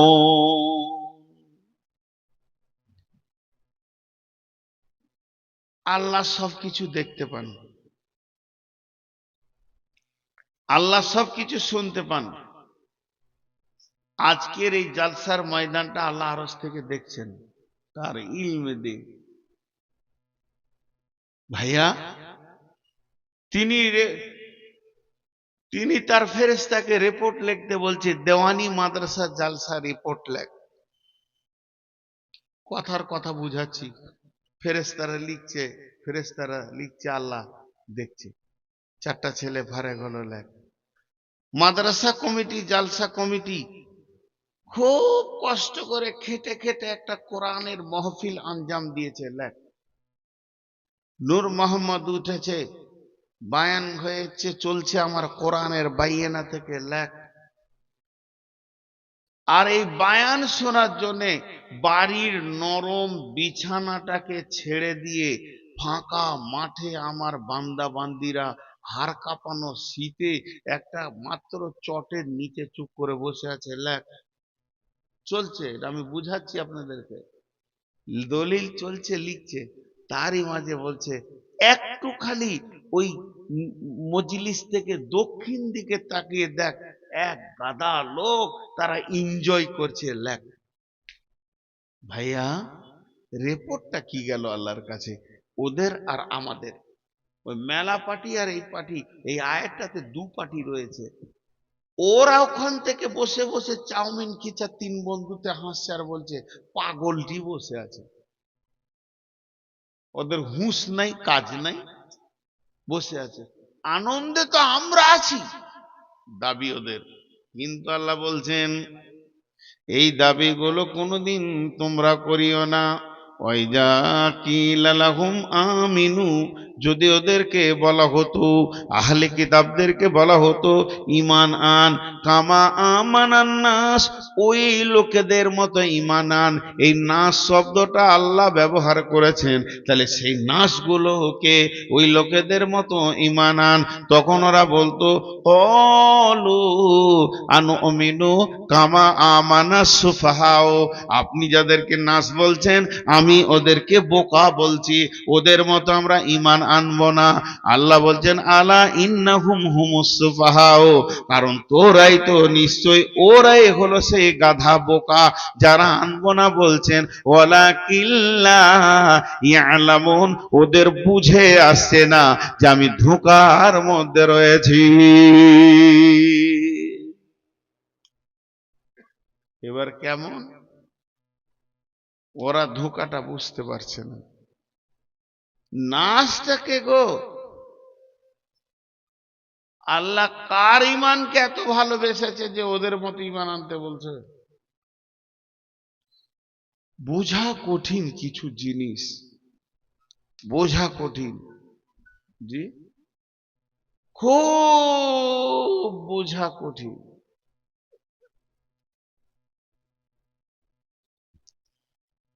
এখানে একটা উদাহরণ দিব। আল্লাহ তাবারক ওয়া তাআলা বলছেন, ওই কাফের মুশরিক যাদেরকে আমি জান্নাতি বললাম, এখন বুঝে নেবেন কি ওটা। নাস বলতে গ্রুপটা খুঁজে আগে বার করি। মডেল, আইডিয়াল, এগুলো ইংরেজি ভাষা, এর বাংলা কি আসবে বুঝে আসছে না। নিদর্শন হয়ে গেছে। নিদর্শন মানে, একটা উদাহরণ দিচ্ছি, এই দেওয়ানির একটা ছেলে কিংবা গাজলের একটা ছেলে, ওর নাম হচ্ছে হবিবুর রহমান, আর ও এমন রেজাল্ট করেছে মাধ্যমিকে, অল ইন্ডিয়া ফার্স্ট। ইন্ডিয়া, আমি পশ্চিমবঙ্গ বলিনি, ইন্ডিয়াতে একটাই ছেলে ওরকম পাওয়া গেছে, ব্রেনিয়ান, যে ছেলেটার তুলনায় আর কোনো ছেলে নেই। পেপারে লেখালেখি, ফেসবুকে ছড়াছড়ি, ইউটিউবে ছড়াছড়ি, ওকে মিষ্টি খাওয়াচ্ছে মা বাপ, ভাই বোনদের সাক্ষাৎ, ডিএম এর সাক্ষাৎ, এসডিওর সাক্ষাৎ, এসপি আসছে দেখা করতে, মুখ্যমন্ত্রী দেখা করছে, প্রধানমন্ত্রী কথা বলবে আসছে, কি সম্মান! আর এটা লেখালেখি হতে হতে শুধু পশ্চিমবঙ্গ নয়, ভারত নয়, বাংলাদেশ, নেপাল, ভুটান, পাকিস্তান, চীন, Japan, German, Iran, Iraq, Saudi, Thailand, England, America, সবাই দেখে নিয়েছে। আর সবাই বলছে বাহ, বাপের ধন্য ছেলে, পৃথিবীর মাটিতে এত ব্রেনিয়ান ছেলে আছে। এইটা হয়ে গেল মডেল, একে বলে মডেল। এবার ওর যে নাম হবিবুর, গোটা দুনিয়া জেনে নিলে, আর লোকের মুখে এখন হবিবুর ধন্য এটা চলছে। তার মাঝে কি হয়েছে, আমার বাড়ির ছেলেটা পড়তে পড়তে ঢুলছে, ওই পড়বিটা পড়, ভালো করে পড়, হবিবুরের মতো পড়, নাহলে পড়িস না। মাস্টার প্রাইভেট পড়াতে এসে ছেলেদেরকে বলছে পড়াশোনা হবিবুরের মতো করতে হয়। বাপ ছেলেকে বকছে স্কুল যাসনি কেন, পড়াশোনা কর ভালো করে, দেখলি তো হবিবুরকে কেমন নম্বর করেছে। শালা হবিবুর শুধু পশ্চিমবঙ্গ নয়, বাংলাদেশের কোন কোণে ওর বেটিকে দু চর মেরে দে, বলছে ভালো করে হবিবুরের মতো পড়। ইংল্যান্ডে এক বড় বড় ভাই ছোট ভাইকে মারছে, কি পড়াশোনা করছিস, দেখ হবিবুরকে কেমন নম্বর করেছে। মানে হবিবুরই হয়ে গেল মানুষের মডেল। এগুলো তো মানুষের চিন্তা, এগুলো তো মানুষের মাথা। স্বয়ং আল্লাহ, যার মাথার সঙ্গে রসুলকেও লাগানো যাবে না, এই রকম ব্রেন বলছেন। কি বলছেন? কামা আমানান নাস ওয়াইদা কিলা লাহুম আমিনু কামা আমানান নাস, তাদেরকে বলা হতো তোমরা আনো ওই লোকেদের মতো ঈমান আনো, ওই লোকটাকে, ওই দামি লোকটাকে আল্লাহর নজরে সে কত দামি হয়েছিল। তাই আজকে আমাদেরকে দেওয়ানির মাঠে বলছে, তোরা যদি ঈমান আনবি, খোলা আকাশের নিচে যে কটা নারী পুরুষ বসে আছিস, তোদের ঈমানটা কেমন আনতে হবে, ওই লোকেদের মতো ঈমান আনতে হবে। ওই ঈমানটা আমি কবুল করব, অন্য ঈমান আমি কবুল করব না। তাহলে ওই লোকটা কত দামি, ওই লোক বলে আল্লাহ যার দিকে আঙুল তুলেছে সেই লোকটা কত দামি, তার মিজাজটা কত দামি, তার চলাফেরাটা কত দামি, তার লেনদেনটা কত দামি, তার ওয়াদাটা কত দামি, যে ওই লোকের দিকে তাকিয়ে আল্লাহ আমাদেরকে এবার জ্ঞান দিচ্ছে। তাহলে ওই লোকটাকে আল্লাহ কত ভালোবেসেছে, ওর ঈমানটাকে আল্লাহ কত ভালোবেসেছে, ওর ঈমান আনাটাকে আল্লাহ কত কবুল করেছে। ওরে আমার মা রে, স্বয়ং আল্লাহ বলছেন ঈমান আনবি তোদের মতো আন। তাহলে সেই লোকটা কোথা, সেই লোকটা কোথা আছে? সেই লোকটা পশ্চিমবঙ্গে আছে, সেই লোকটা কি কেরলে আছে, না সেই লোকটা ইরাকে আছে, না ইরানে আছে, না সৌদিতে আছে? চলেন, আল্লাহ যখন বলেছে ওই লোকেদের মতো ঈমান আন, তাহলে ওই লোকটাকে আমাদেরকে খুঁজে বের করতে হবে আর তার মতো আমাদেরকে ঈমান আনতে হবে। তাহলে আল্লাহ আমাদেরকে ভালোবেসে নেবেন। তার কারণ গোলতাল ঈমান আল্লাহ ভালোবাসে না। ঈমানে থাকবে বেঈমানি করবে, এটা আল্লাহ মেনে নিতে পারছে না। তো ওই লোকগুলো খুঁজতে খুঁজতে খুঁজতে খুঁজতে একটা দল পাওয়া গেল। ওই দলটাকে দেখে এবার আমাদের জ্ঞান নিতে হবে। ওই লোক বলতে আল্লাহ বলেছেন যেটা, সেটা হলো সেই দলটাকে নাম দেওয়া হয়েছে সাহাবা রাদিয়াল্লাহু আজমাইন। সাহাবীদের মতো ঈমান আন। ওদের ঈমানটা কোন কালারে ছিল গো? লাল, সবুজ, সাদা? মা বোন কথা বলবেন না, কথা বলবেন না, একটু ধ্যান দেন, এইখানটা বেশি জরুরি ধ্যান দেওয়া। তাদের ঈমানটা কোন কালারে ছিল? একটু আগিয়ে যাই, একটা ঘটনা বলি।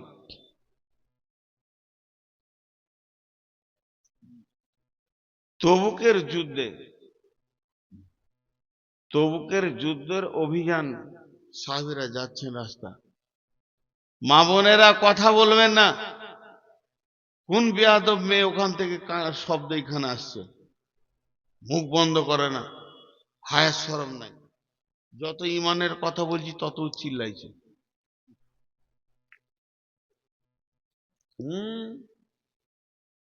আমি তো 2 মিনিট ওর কথা শুনছি, যে ওখানে বাস করছে সেই জন্য কি অবস্থায় আছে, ভাইয়ের কলজা জ্বলে আছে। ও কি বলতে যাবে? আমি মাইকে বলছি না, যা যা, আমি মাইকে বলছি। বা এই বাংলাদেশে ঠাকুরগাঁও পীরগঞ্জের পাশে একটা জায়গা আছে গোদাগাড়ি, বিরাট বড় ময়দান, প্রায় 70-80 হাজার লোক হয়েছে। আর আমি মাইন করছি, আর এরকম মেয়ে ছেলে কেচের মেচের করছে। এক প্রাইমারি মাস্টার আমার কানে এসে বলছে আস্তে করে, মালানা মেয়েগুলোকে চুপ করিয়ে দেন তো। আমি ওকে শুধেছি আপনার বিয়ে হয়েছে, এমন কেন বলছেন? আমি জিজ্ঞেস করছি, রে ভাই ওই জিনিস কি আপনি জানবেন? বিয়ে না হলে জানবেন জিনিসটা কি? বিয়ে হলে তো জানবেন যে জিনিসটা কি। তাহলে দুঃখের কথাটা শুনে মেয়ে গলা চুপ করানোর আগে, আমি যাকে বিয়ে করেছি ওটা আমার বউ, ওকে আমি ভালোবাসি, ওর সঙ্গে আমার প্রেমের সম্পর্ক আছে, ওকে কাপড় দিই, খাওয়া দিই, ওই আমার কথা শুনে না, পরের বউ শুনে নেবে। ওকে একটা কথা বললে 25টা বলবে তবেই চুপ হবে। এমন ইঞ্জিন আছে ওদের, মুখের জোর, ওরা চুপ হবে? পরের বউ আমার কথা শুনে নেবে, মাথা খারাপ। আপনি জলসা শুনেন, ওরা যা করছে করুক, ওরা ওরকম আছে বলেই ভালো লাগছে। ভেদার ভেদার ঘরে ঘরে জ্বালা রে জ্বালা, ঘরে জ্বালা বাইরে জ্বালা, এই হচ্ছে ঘরের জ্বালা এগুলো। সারাদিন খেটে খুঁটে ঘর ঢুকবেন, ঠান্ডা পানি দেওয়ার আগে খানিক জ্বালা দেবে। ওদের কথা আর বলা করায় না। আমি যেটা বলছি শুনেন, সাহাবারা জল মারবেন, তবুকের অভিযানে যাচ্ছেন সাহাবীরা। মদিনা থেকে কিছু না হলো প্রায় 1400 কিলোমিটার রাস্তা, আর মরুভূমি, উত্তপ্ত বালি গাছ নাই, তারপরে রোড নয়, পাহাড় টপকিয়ে বড় বড় পাহাড়, চূড়া গলি। অভিযানে যেতে যেতে আল্লাহ রসুল এক জায়গায় গিয়ে বললেন যে এখানে মঞ্জিল করো, মানে কিছুক্ষণ রুকবো, লম্বা টাইম থাকবো এখানে, খাবো, গোসল করব, সলাত আদায় করব, আরাম করব, ঘুমাবো, রেস্ট নিব, তারপর আবার তোমরা কাজ শুরু করে দাও। এবার সাহাবীরা কাজ শুরু করে দিলে। কেউ কেউ তাঁবুগুলো টানতে শুরু করলো, তাঁবুগুলোকে রেডি করছে, কেউ কেউ হাঁড়ি থালাগুলোকে ধুচ্ছে, রান্না করতে হবে, কেউ খাবার রেডির জন্য ব্যতিব্যস্ত শুরু হয়ে গেল। চারিদিকে যেন কাজ চলছে। এরই মধ্যে অভিযানে 30,000 লোক, এবারে 30,000 লোকের ভিতরে নানা রকম কাজ চলছে। এই কাজ করতে করতে সাহাবীদের ভিতরে 2-5 জন একটা গাধাকে দেখতে পেয়েছে। আরবে যেখানে সেখানে গাধা দেখা যায়, এই গাধাকে টেনে নিয়ে এসে জবাই করে দিয়েছে। জবাই করে ওকে টুকরো টুকরো বটি বটি মাংস বানিয়েছে। সুন্দর করে মাংসগুলো ধুয়ে হাঁড়িতে দিয়ে মশলা দিয়ে এবার লকড়ি জাল দিতে রয়েছে। জ্বলছে জ্বলছে জ্বলছে, মাংস টকবক টকবক করে ফুটবে। এরা একজন লাকুড়ি লাড়ছে, আর একজন বলছে আর কতটা হলে রে ভাই, একটু টিপে দেখছে, হ্যাঁ মালটা হয়ে গেছে, আর সামান্য বাকি আছে। একজন থালা ধরে দাঁড়িয়ে আছে, 2-4টা খাবো, 2 পিস খাবো, নুন দেখবো, এরকম অবস্থায় আছে। এমন অবস্থায় আসমান থেকে জিবরাইল আমিন চলে এলেন আল্লাহ নবীর কাছে। তাবুতে ছিলেন, আবার জিবরাইল চলে গেলেন। জিবরাইল আসে কেন? আল্লাহর কাছ থেকে বার্তা নিয়ে আসে, আর বার্তা নিয়ে এসে রসুলকে দিয়ে আবার চলে গেলেন। বার্তা দেওয়ার পর এবার আল্লাহ নবী যে বার্তা পেলেন, 2খানা খবর আসমান থেকে এলো। 2টি খবর এলো। একটা হলো গাধার মাংস হারাম, দ্বিতীয় হলো নিকাহে মোতা হারাম, কন্ট্রাক্টে বিবি হারাম, ওদেরকে ওদের বাপের বাড়ি পৌঁছে দাও, না হলে তুমি মহারানা দিয়ে চিরদিনের জন্য বিবি বানিয়ে নাও। মোতা নেকা হারাম করা হলো, আর যে গাধাটা জবাই করে রাঁধছো, এ রান্না মাংসটা হারাম হয়ে গেল। এবার করবে কি? যে থালা ধরেছিল, থালা হাত থেকে ভরে গেল, যে লকড়ি ঠেলছিল হাত ঝেড়ে উঠে গেল। হারাম যখন হয়ে গেল, আর এ কাজ করা যাবে না। আর যে লাকড়ি লেড়ে ওই মাংস ঘাঁটছে, সেও চুপ করে দাঁড়িয়ে গেল। এবার বুদ্ধি করছে কি করবি, হারাম তো এখনই হলো, এই সেকেন্ডে হলো, মিনিটও নয়, এই কয় সেকেন্ড আগে হারামের খবর পেলাম। তখন ওই হাঁড়িটাকে ধরে হড়হড় করে চুলাতে ঢেলে দিল। একটা পিস তো দূরের কথা, এরকম জিভে চিকে দেখলো না। হারাম তো হারাম, সঙ্গে সঙ্গে হারাম। মদ হারামের ঘোষণা হলো, মদকে ছুঁড়ে ফেলে দিল। যারা ঘরে ছিল হাঁড়ি ফেলে দিল, মশক ফেলে দিল, যার যেমন ব্যবস্থা ছিল সব ফেলে দিল। যারা খেতে বসেছিল ও গিলাস ফেলে দিল, মটকা ফেলে দিল, এমনকি মুখে নিয়েছে সেটাকেও কুল্লি করেছে। কেউ কেউ কেউ গলায় আঙুল দিয়ে বমি করে মদকে ফেলে দিয়েছে। মানে তাদের কানে হারামের খবর এসেছে, সঙ্গে সঙ্গে কাজে লেগে গেছে। এদেরকে তাকিয়ে এদের দিকে আঙুল তুলে আল্লাহ বলছেন, আমিনু কামা আমানান নাস, ঈমান আনবি তোদের মতো আন। হে দেওয়ানির মুসলমান, মালদার মুসলমান, গাজলের মুসলমান, কতদিন আগে তুমি শুনেছো সুদ হারাম, এখনো সুদ ছাড়তে পারোনি? কতদিন আগে শুনেছো মদ হারাম, এখনো মদের বোতলে তুমি লেগে আছো? তোমার এরকম ফাজিলামি ঈমান আমার দরকার নাই। ঈমান আনবে তো কামা আমানান নাস, ওই লোকেদের মতো ঈমান আনো। জি বেটিরা, একটা মেয়ে উম্মে হাকিম, উম্মে হাকিম মেয়েটার নাম, হাকিমের মা, ওর নাম লয়, ওটার লকব। মেয়ে মানুষের নাম হারিয়ে যায় আস্তে আস্তে, অনেক মেয়ের নাম হারিয়ে যায়। ও যখন জন্ম নিয়েছে ওর নাম রেখেছে রহিমা, বাপ ডাকছে রহিমা, মা ডাকছে রহিমা, বংশে ভাই বোন সবাই ডাকছে রহিমা। রহিমার যখন বিয়ে হলো তো শ্বশুর বলছে রহিমা, স্বামী বলছে রহিমা, আবার শাশুড়ি বলছে রহিমা, আর রহিমার পেটে একটা বাচ্চা হয়ে গেল, নাম রেখে দিচ্ছে কুলসুম। তখন ওর নাম চেঞ্জ হয়ে গেল কুলসুমের মা। কুলসুমের মা বড় বাপের বাড়ি বেড়াতে এসছে, বড় ভাই বলছে কুলসুমের মা করে, বল রহিমা কয়, রহিমাটা ভুলে গেছে। ঠিক উম্মে হাকিম ওকে হাকিমের মা বলে ডাকছে, আসলে ওর আসল নাম আছে, ওটাই ইতিহাসে এসে গেছে। মেয়েটা কে? মেয়েটা কে? ওর স্বামীর নাম একরামা। একরামাটা কে? আবু জাহেলের বেটা, রসুলের জানের দুশ্মনের বেটা, ডেঞ্জার, ভয়ানক। বাপ যেমন কুখ্যাত, তা বেটা তার ডবল কুখ্যাত। বাপ যেমন কুখ্যাত, তার বেটা ডবল কুখ্যাত। আর তাদের ঘরের বউ উম্মে হাকিম। ঘটনাটা এবার শুনেন, বিশেষ করে মা বোনেরা কান খুলেন। ইমান কাকে বলে দেখেন, ইমানের দক্ষতা কাকে বলে দেখেন। একটা মেয়ে ছেলে, বন্ধু, মক্কা যখন বিজয়ী হলো, ফাতে মক্কা যখন হলো, নবীজি মক্কাতে এলেন। মক্কাতে আসার পর কাবাতে 2 রাকাত নামাজ পড়লেন, দীর্ঘ সময় দোয়া করলেন। তারপরে বের হয়েছে একটা লম্বা কাগজে একজন দুজন করে 10 থেকে 12 জনের নাম লিখে ওই কাগজটা কাবার গিলাপে, কাবার যে চাদরটা আছে এই চাদরে লটকে দিলেন। তাদের নামগুলো হলো অমুক অমুক অমুক। ওর মধ্যে ছিল ওয়াইসি, ওর মধ্যে ছিল একরামা। এদের নামগুলো দেওয়ার পর বলে দিল এদের রক্তের কোনো মূল্য নাই।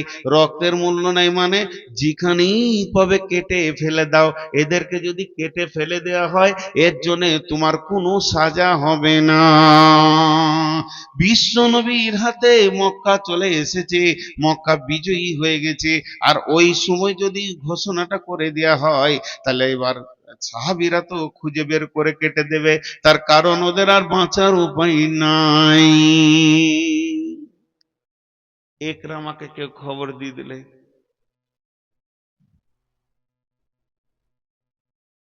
একরামা লিস্টে তোর নাম চলে এসেছে, লিস্টে তোর নাম চলে এসেছে, তোর আর বেঁচে থাকার উপায় নেই, তোকে কাটবে, তোকে পিস বানাবে। একরামা খবরটা শুনি পালিয়ে গেল, দেশ ছাড়া হয়ে গেল। খুঁজে পাওয়া যায় না। মা, বেটি, একবার মনে করেন আপনাদের পেটে আমি হয়েছি, আর না হয় আমার পেটে আপনারা হয়েছেন, একটু ধ্যান দেন। এবার ওই মহিলা ছেলে পেলে নিয়ে রসুলের কাছে হাজির, কারণ ওর স্বামীকে যে মার্ডার করা হবে ওটা মানবে, মন চাইবে যে আমার স্বামী মরে যাক। রসুলের কাছে এসে বলছে, ইয়া রাসূলুল্লাহ, আপনি যে আইনটা করেছেন, নিয়মটা করেছেন, যতগুলো লোককে মেরে দেওয়া হবে ওই লিস্টে আমার স্বামীর নাম আছে। তার মানে আমি এখন বিধবা হয়েই গেলাম একরকম। খালি 1-2টা দিন কখন মরবে, কখন আমার চুরি যাবে, তাহলে আমি এই জীবন যৌবন কোথায় রাখবো? স্বামীটা যদি মারা যায়, আর এখানে আমার ছোট ছোট বাচ্চাগুলো এতিমের নামান্তর হয়ে গেল, এদের বাপ দুনিয়াতে আর বেঁচে থাকবে না, এরা কার কাছে আদর যত্ন পাবে? নবীজি গো, এই এই এই নিয়মটা, এই আইনটা, কানুনটা যেটা করে টেঙে দেওয়া হয়েছে, এটাকে কি চেঞ্জ করা যাবে না? নবীজি বলছেন না, এটা কোনো রকম চেঞ্জ হবে না। এটা যেটা আইন করা হয়েছে আমি আবেগে করিনি। ইসলামের এত বড় দুশ্মন, কোরআনের এত বড় দুশ্মন, আল্লাহর দুশ্মন আল্লাহর জমিনে থাকবে, এটা কোনোদিন হতে পারে না, এর জন্য আইন করা হয়েছে। তাহলে বিশ্বনবীকে বলছেন হুজুর, এটা যদি না হয় তাহলে আমাকে খানিকটা সময় দেওয়া হোক, একটু সময় দেওয়া হোক, যে সময়ের মধ্যে আমি আমার স্বামীকে কি করা যায় একটু দেখছি, মুলতবি দেওয়া হোক।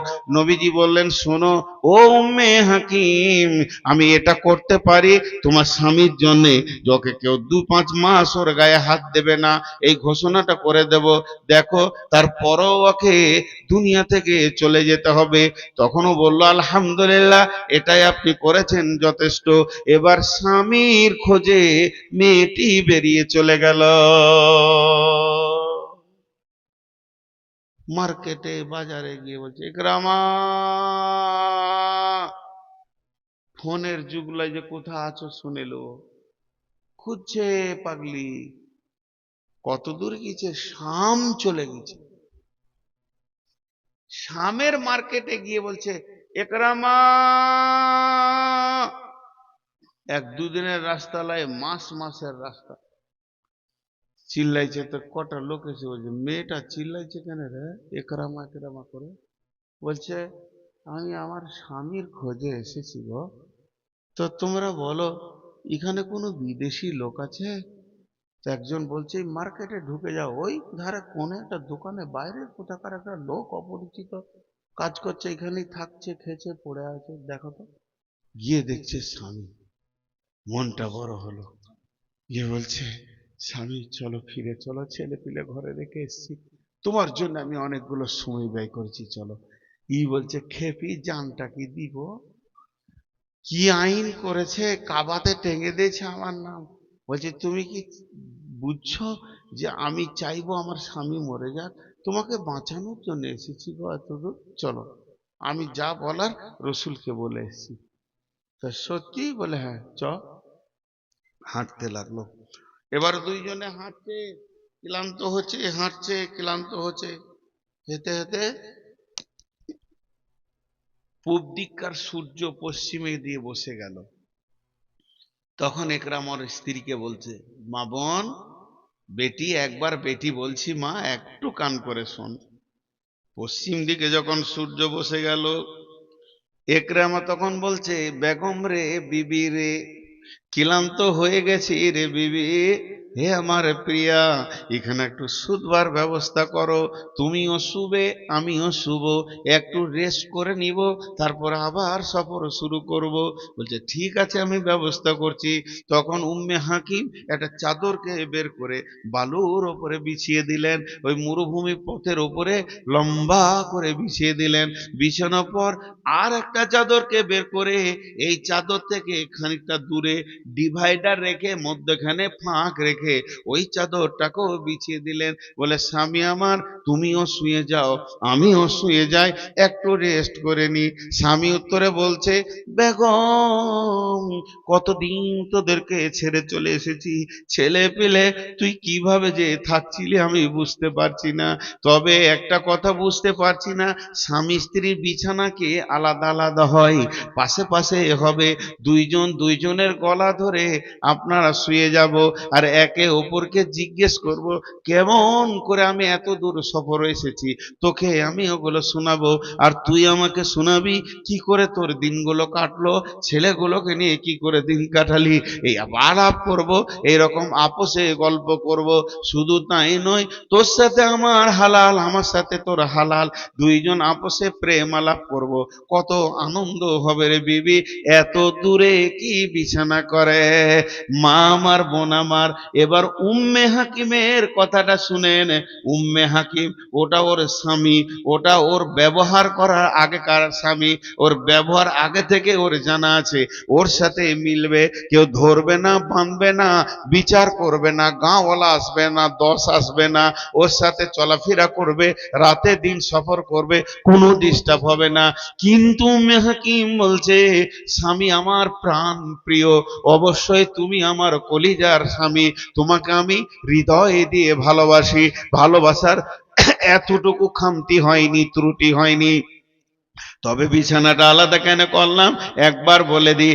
বিশ্ব নবী যখন মক্কা বিজয়ী করেছে, আমি নবীজির কাছে গিয়ে কালেমা পড়ে নিয়েছি, আমি ইসলাম কবুল করেছি, আমি শাহাদাতের সাক্ষী দিয়েছি, আমি এখন মুসলমান, আর আমি মুশরিক মেয়ে নাই, আমি মুশরিকা নাই, আর তুমি এখনো পর্যন্ত কালেমা পড়নি, মুসলমান হওনি, অতএব তোমার সঙ্গে আমার কোনো মিলন হবে না, তোমার সঙ্গে আমার কোনো দৈহিক সম্পর্ক হবে না, চলো চলো তোমাকে রসুলের কাছে নিয়ে যাব, ওখানে গিয়ে রসুলের হাতে হাত দিয়ে তুমি কালেমা পড়বে, আর কালেমা পড়লেই তোমার দুটো লাভ হবে, একদিকে তোমার জান বেঁচে যাবে, অপর দিকে তোমার আমার নতুন বাসর ঘর হয়ে যাবে। তারপরে স্বামীকে নিয়ে সোজা রসুলের দরবারে গেলেন। ইকরামা বললেন, ইয়া রাসূলুল্লাহ, আশহাদু আল্লা ইলাহা ইল্লাল্লাহু ওয়া আশহাদু আন্না মুহাম্মাদান আবদুহু ওয়া রাসূলুহু। জান বেঁচে গেল, আর ইকরামাকে কেউ মারবে না। ওই ইকরামা বুখারীতে মুসলিমে অনেক হাদিস বর্ণনা করেছেন। ইকরামা বিন আবু জাহেল ঈমান আনার পর অনেক হাদিস বর্ণনা করেছেন। ওর জন্য আল্লাহ সূরা বাকারাতে বললেন, ঈমান আনবি তো ওদের মতো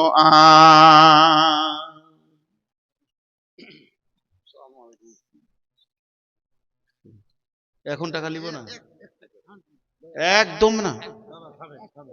আপনি আর 2 মিনিট বসেন, 2 মিনিট বেশি লাগে, আমার পাশেই থাকেন। 2 মিনিট বেশি লাগে, একটা বিষয়টা শেষ করি, তাহলে ওর ইমানটা বুঝেন।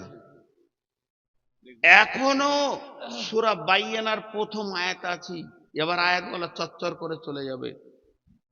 যে কথা আমি বলতে চাইছি আপনাদেরকে, খালি একটু ধ্যান দেন, তাহলে ওই মেয়েটি কেমন, ওই মেয়েটি কেমন, ওই মেয়েটি কেমন স্বামীর জান বাঁচালো, ঈমান আনলো, স্বামীকে ঈমান আনা করালো।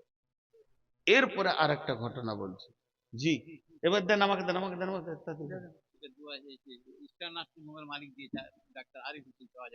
মাশাআল্লাহ, তো 6,000, এই 6,000 দিলে কেন? এত লেটে বললে হবে? আচ্ছা আচ্ছা, ওর বাবার জন্য দোয়া করে যাচ্ছে লতিফ, সব দোয়া হবে ইনশাআল্লাহ। নজরুল আমার বাবার জন্য 5,000, আমার আপনার আছে ছেলেদের কাপড় চোপড় মিলে 10-12,000। আমি দোয়া করব ইনশাআল্লাহ। ভাই আপনারা যারা দিয়েছেন আপনাদের জন্য আমি অবশ্যই দোয়া করব, আমি দায়বদ্ধ আছি দোয়া করার জন্য। একটু আমাকে এই বিষয়টা আমাকে একটু ব্রেক করতে দিয়েন না। এবার চলেন রসুলের নিজের চাচা হযরত আব্বাস, ওর মতো সুদারু কে ছিল?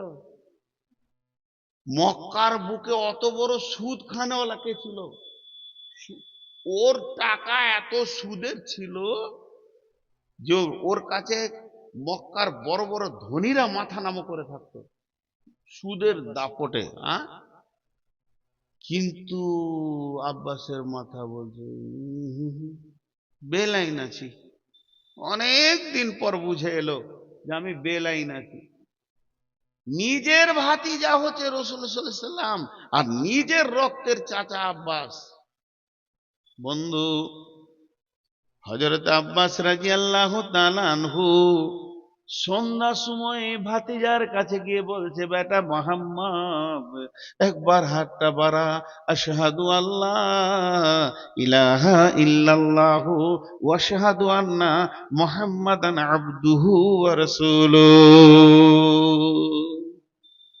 কালেমা পড়েন, মুসলমান হয়ে গেল। এই 2 সেকেন্ড হলো মুসলমান হয়, একদিন লয়। আমি আজকে 54 বছরের মুসলমান, আমার বাপ মুসলমান, তার বাপ মুসলমান, অতটা লয়। মুশরিকের বেটা তো এই 2 মিনিট হলো কালেমা পড়া, এই আধ ঘন্টা হলো, 1 ঘন্টা হলো। আল্লাহ নবী ভরা মজলিসে এলান করে দিলেন, মক্কার লোক তোমরা কান করে শুনে লাও, আমার চাচা আব্বাস বড় সুদারু, সে বেঈমান হালাতে, মুশরিক হালাতে সুদ খেয়েছে। আজকে সন্ধ্যায় সে কালেমা পড়ে নিয়েছে, আল্লাহকে স্বীকার করে নিয়েছে। আল্লাহ এক বলে স্বীকার করেছে, আমাকে শেষ নবী বলে সে মেনে নিয়েছে। অতএব আমার চাচা আর এক তিল সুদ খাবে না। অতএব আমি তার যোগ্য ভাতিজা, আমি তার যোগ্য বা চাচার যোগ্য ভাতিজা ঘোষণা করে দিলাম, যার যার কাছে আমার চাচার টাকা আছে তোমরা আসলটা দিবে, সুদ আর লাগবে না। শোনার সাথে সাথে আমল, কালেমা পড়ার পরে পরে আমল শুরু হয়ে গেল। 1 সেকেন্ড লেট করেনি আমলটা।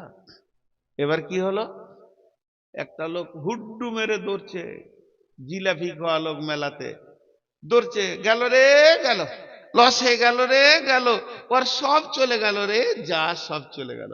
হযরত আব্বাসকে গিয়ে বলছে তোর গেল সব গেল। কি হলো? তোর ভাতিজা ঘোষণা করে দিয়েছে সুদ লাগবে না, আসলটা দিলেই হবে, তোর গেল সব ধ্বংস। বেশি বকে, বেশি বকা লোক থাকে মজলিসে। তখন হযরত আব্বাস গিয়ে বলছে চল চল চল মজলিসে যাই, আমার ভাতিজা বলেছে নাকি? বলে হ্যাঁ। হযরত আব্বাস প্রকাশ্য সাক্ষী দিচ্ছে আমি কালেমা তাওহীদের আওতাভুক্ত চলে এসেছি, আমি বাইয়েনার আওতাভুক্ত চলে এসেছি, আমি কোরআনের আওতাভুক্ত চলে এসেছি, এর বাইরে আমি পা রাখতে আর পারবো না। কোরআন সুদ হারাম করে দিয়েছে, আমি হারামটাকে কবুল করে নিয়েছি। অতএব আমার ভাতিজা যোগ্য, আমার ভাতিজা যোগ্য যোগ্য যোগ্য। আমার ভাতিজা বলে দিয়েছে আসলটা দিতে হবে, সুদটা লাগবে না, ওটাই ঠিক। তবে শুনে নাও আর একটা কথা, আমি রসুলকে পেয়েছি হায়াতে, মরে তো যায়নি, আল্লাহকে পেয়েছি হায়াতে, মরে তো যায়নি, আমি দিনকে পেয়েছি হায়াতে। আমি এত আনন্দিত হয়েছি, আমি আনন্দ আর বুকে ধরে রাখতে পারছি না। আমি যদি মরে যেতাম সোজা জাহান্নাম চলে যেতাম, এই আনন্দে উৎফুল্ল হয়ে বিরাট সম্পদ পেয়ে গেছি, এই জন্য ছোটগুলোকে ছেড়ে দিচ্ছি। হে মক্কার লোক শুনে নাও, যাদেরকে আমার ভাতিজা সুদকে মাফ করে দিয়ে আসলটা দিতে বলেছে, আমি আব্বাস আল্লাহকে রসুলকে পেয়ে আনন্দিত হয়ে আসলটাও মাফ করে দিলাম। শোনার সঙ্গে সঙ্গে আমল। যদি বলি ভাই বিড়িটা ছাড়েন, আস্তে আস্তে ছাড়বো, জীবনে ছাড়বে না, জীবনে ছাড়বে না। কিন্তু কিছু লোক আছে মিষ্টি খেতে ভালোবাসে, বাজারে গেলে 10টা মিষ্টি খেলে না, আছে কিছু লোক। আগেকার মুরব্বীদেরকে দেখেছি, আমার আব্বা এত মিষ্টি খেত তো সুগারই হলো না ওর, আর আমার সুগার হয়ে গেছে। মজবুত লোক ছিলেন, কাজ করতেন খুব। আমি আমি ভাই কোন আলেমের ছেলে নাই, আমার আব্বা চাষি মানুষ, কৃষক মানুষ, আর বেশিরভাগ মহিষের ব্যবসা করতেন, আমরা দেখেছি। তো খুব মিষ্টি খেতেন, আমাদেরকে বলতো বেটা খা খা, তো মিষ্টি খেতেন। এবারে ধরেন এই দেওয়ানির একটা লোক মুরব্বী, খুব মিষ্টি খায়, 8টা 10টা, শরীর খারাপ, জ্বর, শরীরটা খুব ঝিমমারা হয়ে গেছে। তো বেটাকে বলছে ডাক্তারখানায় নিয়েছে, ডাক্তারখানা লাইনে বসেছে, 12 নম্বরের নাম পড়েছে। তো ডাক্তারের কম্পাউন্ডারটা বলছে চাচা তুমি সেই একটা সময় পাবে। লে মজা, অতক্ষণ বসে থাকবো রে, শরীরটা যে খুব খারাপ, বসে থাকতে পারছে না, লোককে যে হাত পা ঝিমঝিম করছে, যে সুগার, কিন্তু বুঝতে পারছে না, কারণ জীবনে সুগারের মাপেনি। আর এই প্রথম যেছে ডাক্তারখানা, দিয়ে বলছে তাহলে নাস্তা টাস্তা করেছি, বেটাকে বলছে চো, সে একটাই ডাক্তার পাবো রে, নাস্তা করেছি। আবার গাজলে গিয়ে 4টা পুরি 28টা মিষ্টি খেলে নেব, জানে না তো যে সুগার। এবার ডাক্তারখানায় ঢুকে ডাক্তার মেপি বলছে চাচা তোমার 417 সুগার, আর যদি 100 বাড়ে তো ফুটে যাবে। ওই ডাক্তারখানা ঢুকলো, আর 10 মিনিট পর বের হয়েছে, আর ওর ছোট শালার সঙ্গে দেখা, দোলা ভাই কি ব্যাপার? শরীর খারাপ, ডাক্তারখানা কি, চলো মিষ্টি খাও। না খাবো না, খাবো না। তখনই বলছে, বলবে না যে আস্তে আস্তে ছাড়বো, হ্যাঁ, বিড়িটা বলবে আস্তে আস্তে ছাড়বো, আর মিষ্টিটা এমন ছাড়লে ওর শালা কোলে করে নিয়েছে যে 2টো রসগোল্লা খাও, না খাবো না। ইমান দেখেন এরা কেমন। এবার ওই মুশরিকরা জান্নাত যাবে, কাফেররা। আমি কেন বললাম, এই এই সূরাটা শুরুতে যাদের কথা বলেছে তারা এইগুলো, কোন সাহাবীটা মুশরিক ছিল না? অনেক সাহাবী মুশরিক কাফের, সেখান থেকে এখানে এসেছে। কেন? তারা যত বড় মুশরিক হোক, কাফের হোক, এইটাকে গ্রহণ করেছে। ওইটাই প্রথম আয়াতে বলছেন, বিসমিল্লাহির রহমানির রহিম, লাম ইয়াকুনিল্লাযীনা কাফারু মিন আহলিল কিতাবি ওয়াল মুশরিকিনা মুনফাক্কিনা হাত্তা তাতিয়াহুমুল বাইয়িনা। কাফের মুশরিকেরা বিভ্রান্তির মধ্যে পড়ে গেছিল, তারা ফিরে আসতে পারছিল না যতক্ষণ না তাদের কাছে বাইয়িনা পৌঁছিয়েছে। যখনই বাইয়িনা পৌঁছে গেছে, এটাকে ধরে তারা গ্রহণ করে নিয়েছে। আর ওই কাফের মুশরিকগুলি, তাদের নামে শেষে রাদিয়াল্লাহু আনহু চলে এসেছে। তাই এই আয়াতে, এই সূরার শেষ আয়াতে আছে কি আছে? জাযাউহুম ইনদা রাব্বিহিম জান্নাতু আদনিন তাজরি মিন তাহতিহাল আনহারু খালিদিনা ফিহা আবাদা রাদিয়াল্লাহু আনহুম ওয়া রাদু আনহু রাদিয়াল্লাহু আনহুম ওয়া রাদু আনহু। এর জন্য সাহাবীরা রাদিয়াল্লাহু আনহু তারা এত বড় মুশরিক, লাত মানাত উজ্জার পূজা করত। ওই উমার কি ভালো ছিল নাকি? উমার ছিল মাতাল, উমার ছিল রসুলের জানের জম মাথা আনতে গিয়েছিল। আব্দুর রহমান বিন আওফের ঘরে মদের ভাঁটি ছিল, ওর দায়িত্ব ছিল মদ খাওয়ানো। হযরতে আলীর ঘরে ওর চাচা, হযরতে আলীর ঘরে রসুলের চাচা বাইজি নিয়ে রান্দি নাচাতো। এ ছিল ওদের পূর্বপুরুষেরা। কিন্তু ওরা এত নোংরা থাকার পরেও, ওরা এত নর্দমায় ডুবে থাকার পরেও কোরআনকে গ্রহণ করেছে, একে ছুঁড়ে ফেলে দেয়নি। রাসূলুম মিনাল্লাহি ইয়াতলু সুহুফাম মুতাহহারা, আল্লাহ তরফ থেকে রাসূল এলো আর এই পবিত্র সহিফাকে তাদের কাছে তুলে ধরলো। ফিহা কুতুবুন কাইয়্যিমা, এই সহিফাটা তাদের কাছে যখন পৌঁছে গেল তারা এটাকে ধরে আদর করে কবুল করে নিল। একটা একটা সোনালী মানুষ হয়ে গেল। আল্লাহ এবার আপনি একটা প্রশ্ন করবেন, তখন নবী ছিল তাদেরকে সাইজ করেছে, তখন নবী ছিল তাদেরকে সাইজ করেছে? জি না, আল্লাহ ওই প্রশ্নটা মেরে দিয়েছে। ফিহা কুতুবুন কাইয়্যিমা, এটা এমন একটা প্রতিষ্ঠিত কিতাব, পশ্চিম দিকে সূর্য ওঠা পর্যন্ত এর পাওয়ার এক থাকবে। কারণ রসুলের যুগে যে পাওয়ারটা ছিল ওই পাওয়ারটা আজও আছে। কেউ যদি কিতাবকে গ্রহণ করে নেয়, যেমন সাহাবীরা জঘন্য থেকে এসে রাজি আল্লাহ হয়ে গেছে, আপনি যত জঘন্য থাকেন না কেন শুধু খালি নিয়ত করেন আমি কোরআনকে মেনে চলবো, কোরআনের বাইরে চলবো না, সাহাবীদের মতো আপনার জীবনটাও চকমক চকমক করে উঠে যাবে। আল্লাহ ওটা মেরে দিয়েছে বুদ্ধিটা। এবার একটা উদাহরণ দিব, উদাহরণটা মন দিয়ে শুনেন। নদীর ধারে একটা গাছ, বিরাট গাছ, আর গোটা এলাকার লোক এই গাছটাতে মুতে, তাহলে ওর সম্মান কত? যে যায় সে মুতে, আর গন্ধ পচা, গোটা গাছটা নোংরা হয়েছে পাখির পায়খানাতে, মাকড়সার জাল, জঘন্য হয়েছে গাছটা। ধ্যান দিয়ে গাছটাকে জ্ঞান চোখে দেখেন, ছোট ছোট জাল, মাকড়সার জাল, ছোট ছোট ডাল, গাছটার দিকে অনরুচি ভাব, আর মনে হচ্ছে কি হবে। ওইদিকে একটা লোক যাচ্ছিল হেঁটে, আর আপনি আমি ওখানে দাঁড়িয়ে আছি গাছতলার নিচে। লোকটা দাঁড়িয়ে এমনি করে দেখছে গাছটার দিকে। তো জিজ্ঞেস করছি গাছটা দেখছো কেন গো? তো বলছে এটা সুগারের ওষুধ। লোকটা কে? কবিরাজ। আর একজন বলছে এই গাছটাতে 50 কুইন্টাল লকড়ি আছে। লোকটাকে বাবুর্চি, যত দামি কাঠ দাও খালি চুলাতে পারে, ওর হুঁশ নেই।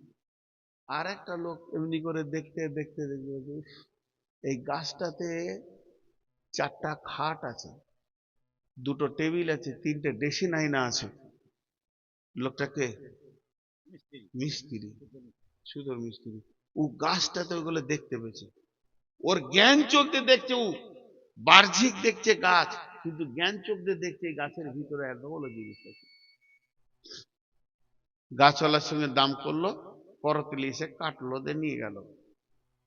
যতক্ষণ মাটিতে জ্বর লেগে থাকবে ওর নাম হবে গাছ, যখনই কেটে ফেলে দেবে, পিস করে ভ্যানে নিয়ে যাবে, ওর নাম হয়ে যাবে কাঠ। কেউ বলবে না এটা কি গাছ, বলবে কি কাঠ। তারপরে যখন মিলে নিয়ে যে ফেরে ওকে সাইজ বানিয়ে বাটালি দিয়ে তৈরি করে ফেলবে, ওর নাম হয়ে যাবে খাট। তো প্রথম ছিল গাছ, তারপরে হলো কাঠ, তারপরে হলো খাট। এবার ওই খাটটাকে কত রকম অস্ত্র দিয়ে করে ফুল একবারে সুন্দর করে লতা পাতা এত সুন্দর করেছে, মনে হচ্ছে ফুলগুলো জীবিত, টক টক করছে। বার্নিশ পালিশ দিয়ে সুন্দর করে কাঁচের এসি শোরুমে একদম রাস্তার ধারে রেখেছে। আর এমনি করে একজন মোটর সাইকেল নিয়ে যাচ্ছে, ওর শালা পেছনে বসে আছে, কারণ ও বেটির বিয়ে দিবে, একটা দামি খাট খুঁজছে, 1.5 লাখ 2 লাখ যা পড়বে, বেটিকে একটা শখের খাট দিব। আর ওই খাটটা দেখে ডিস ব্রেক টিপে দিয়েছে, শালা ধূপ করে রোডে পড়ে গেছে। দোল ভাই বলছে এত জোর ব্রেক কেন? বলে আমি যে খাটটা খুঁজি পেয়ে গেছি। শোরুমের ভিতরে যে ম্যানেজারকে বলছে, খাটটা কি কাজ ছিল গো? গাম্ভারের। সেই গাম্ভারটা দেখতে পেয়েছো? সেই পেশাবখানাটা দেখতে পেয়েছো? জঘন্যটা পেছে দেখছো? খাটটাকে বানালে গো। তো মিস্ত্রি তখন ড্রেসিং টেবিলটা করছে ওই কাঠেরই ভিতরে আছে, মিস্ত্রি এম করে বাসলেটাকে ধার দিচ্ছে আর মুচকে মুচকে হাসছে। দেখবি না মানে বানিয়েছি আমি, হ্যাঁ, হাসছে। মিস্ত্রিকে জিজ্ঞেস করেন, মিস্ত্রি বলবে পেচ্ছাবের জায়গা থেকে তুলে নিয়েছি ওকে, তারপরে ওকে করদ দিয়ে সাইজ করেছি, রেঁদা দিয়ে ছিলে ওকে পালিশ করেছি, ওকে বাঁশলে বাটলে ব্যবহার করেছি, হাতুড়ি বাটালি দিয়ে একে সুন্দর করে আমি রূপ বানিয়েছি। এখনো থাকবে এসি রুমে, যে কিনে নিয়ে যাবে সেও রাখবে এসি রুমে। বন্ধুরে আমার, মিস্ত্রির কি কারিশমা, আর যন্ত্রগুলো কে দিয়েছে? তাই এটা হলো যন্ত্র, আর মিস্ত্রি হচ্ছে নবী মুহাম্মদ সাল্লাল্লাহু আলাইহি সাল্লাম। ওইগুলোকে মাতাল শাল থেকে তুলে এনেছে, জুয়ো থেকে তুলে এনেছে, সুদ থেকে তুলে নিয়েছে। এই রকম একটা সুহফি মুতাহারা, এটা এমন একটা জিনিস, এই মেশিনে ঢুকলে মানুষকে মানুষ সাইজ করে দেবে। একটা একটা একটা একটা করে নবী মুহাম্মদের মতো মিস্ত্রিকে দিয়ে আল্লাহ ওই মাতাল, চোর, লম্পট, লুটেরা, লুচ্চা মাতাল গুলোকে, সুদার ওগুলোকে সুন্দর সুন্দর মানুষ বানিয়ে দিয়েছে। এবার এরা থাকবে কোথা? এরা থাকবে না নদীর ধারে, এরা থাকবে না চায়ের দোকানে থামে, এরা থাকবে এসি ঘরে খাটটার মতো দামি জায়গায় থাকবে।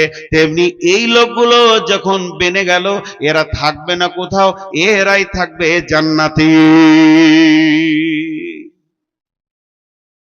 জি ভাই, মাঝে আমি 1 মিনিট ব্রেক করছি, 1 মিনিট। আমি যেগুলো টাইম দেবো ওগুলো আপনারা খেয়াল করবেন, আমি কোনদিন টাইম পার করি না। 1 মিনিট বলেছি, 1 মিনিট, কেউ উঠবেন না। মাদ্রাসা কমিটি মা বোনেদের কাছে যান, 4টা 5টা ছেলে পাঠান, বেটি আমার হাতের দিকে একবার তাকাও, আমি ভিক্ষা চাইছি, যা আছে প্রাণ খুলে দেন। 4টা ছেলে ফারেক হয়েছে, নেকিতে ঢেরি লেগে যাবে আপনাদের, আমি জান ভরে দোয়া করব। আর পুরুষদেরকে বলছি আল্লাহর রাস্তে উঠবেন না।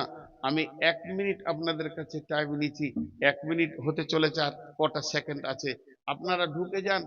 মেয়েদের দিকে, পুরুষের দিকে কেউ থাকবেন না আল্লাহর রাস্তে।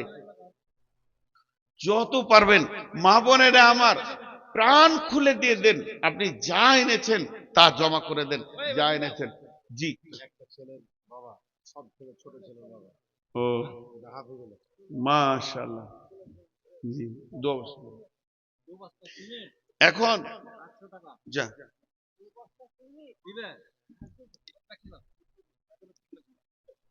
উঠিয়েন না, আসলে আমার আদায় করা অভ্যাস নাই।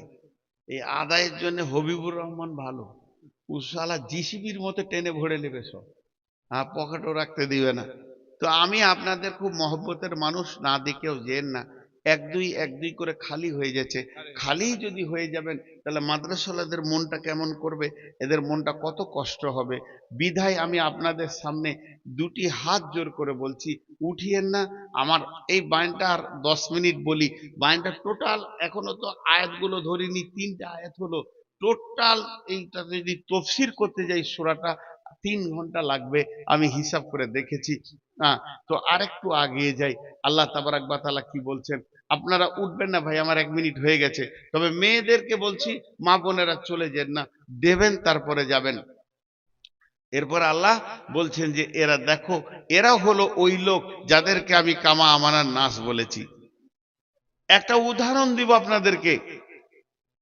আল্লাহ তাবারাক ওয়া তাআলা বলছেন, ওমা তাফাররাকাল্লাযীনা উতুল কিতাবা ইল্লা মিন বাদি মা জাআতহুমুল বায়িনাত।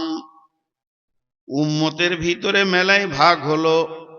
ইহুদিরা ৭১ ভাগে ভাগ হবে, নাসারারা ৭২ ভাগে ভাগ হবে। নবীজি বলছেন আমার উম্মত ৭৩ ভাগে ভাগ হবে।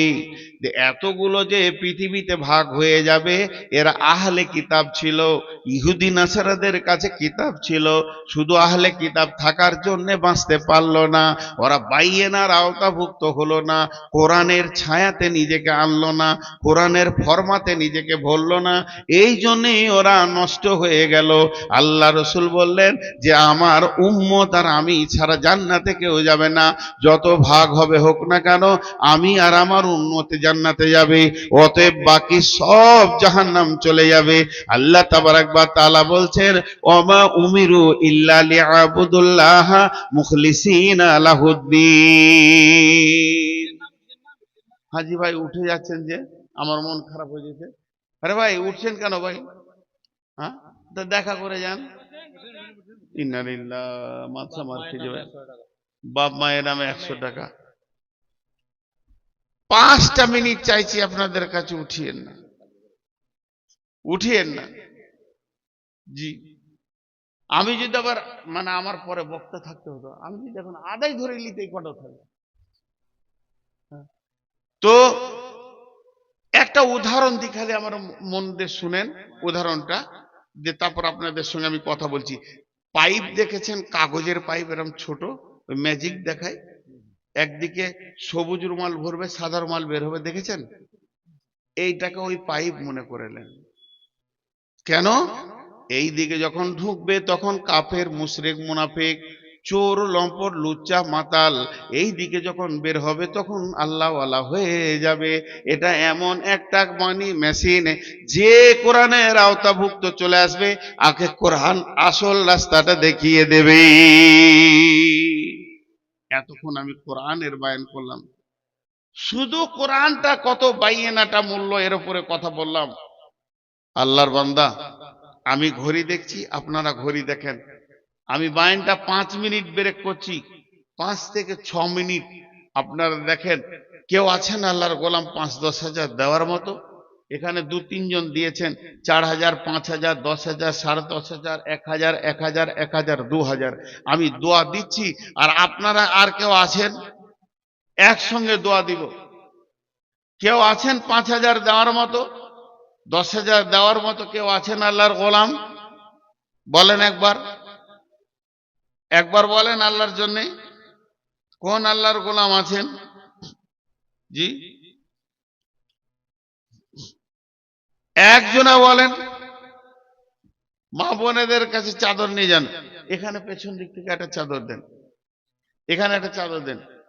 ভাইরা আমার, আমি অবাক হচ্ছি এই দেওয়ানি মাদ্রাসাটাকে কেন্দ্র করে। এই টিনের ঘরে একদিন আমি থেকে গেছি, আজকে রোম হয়েছে, মসজিদ হয়েছে। আজকে এই রকম একটা ছোট মাদ্রাসা থেকে যে 4টা ছেলে বেরিয়ে গেল, এটা অবাকের ব্যাপার, এটা সাংঘাতিক ব্যাপার। এটা মানে ভাবতে সময় লাগছে। বড় বড় মাদ্রাসা এরকম 4টা 5টা দিতে পারে না। ছোট গাছ হলো, ফল ভর্তি হয়ে গেছে, গাছ ছোট হলেও ফলে ভরে গেছে। এ একটা আজীব ব্যাপার। আল্লাহ রস্তে বলছি, কেউ আছেন এই ফলগুলোকে কেন্দ্র করে 5,000, 10, পেছন দিক থেকে আসতে হয়, পেছন দিক থেকে আসেন, বলেন কেউ আছেন কি দেনেওয়ালা? আল্লাহর গোলাম কেউ আছেন? এই আল্লাহ যে কজনে এই পর্যন্ত দান করেছেন,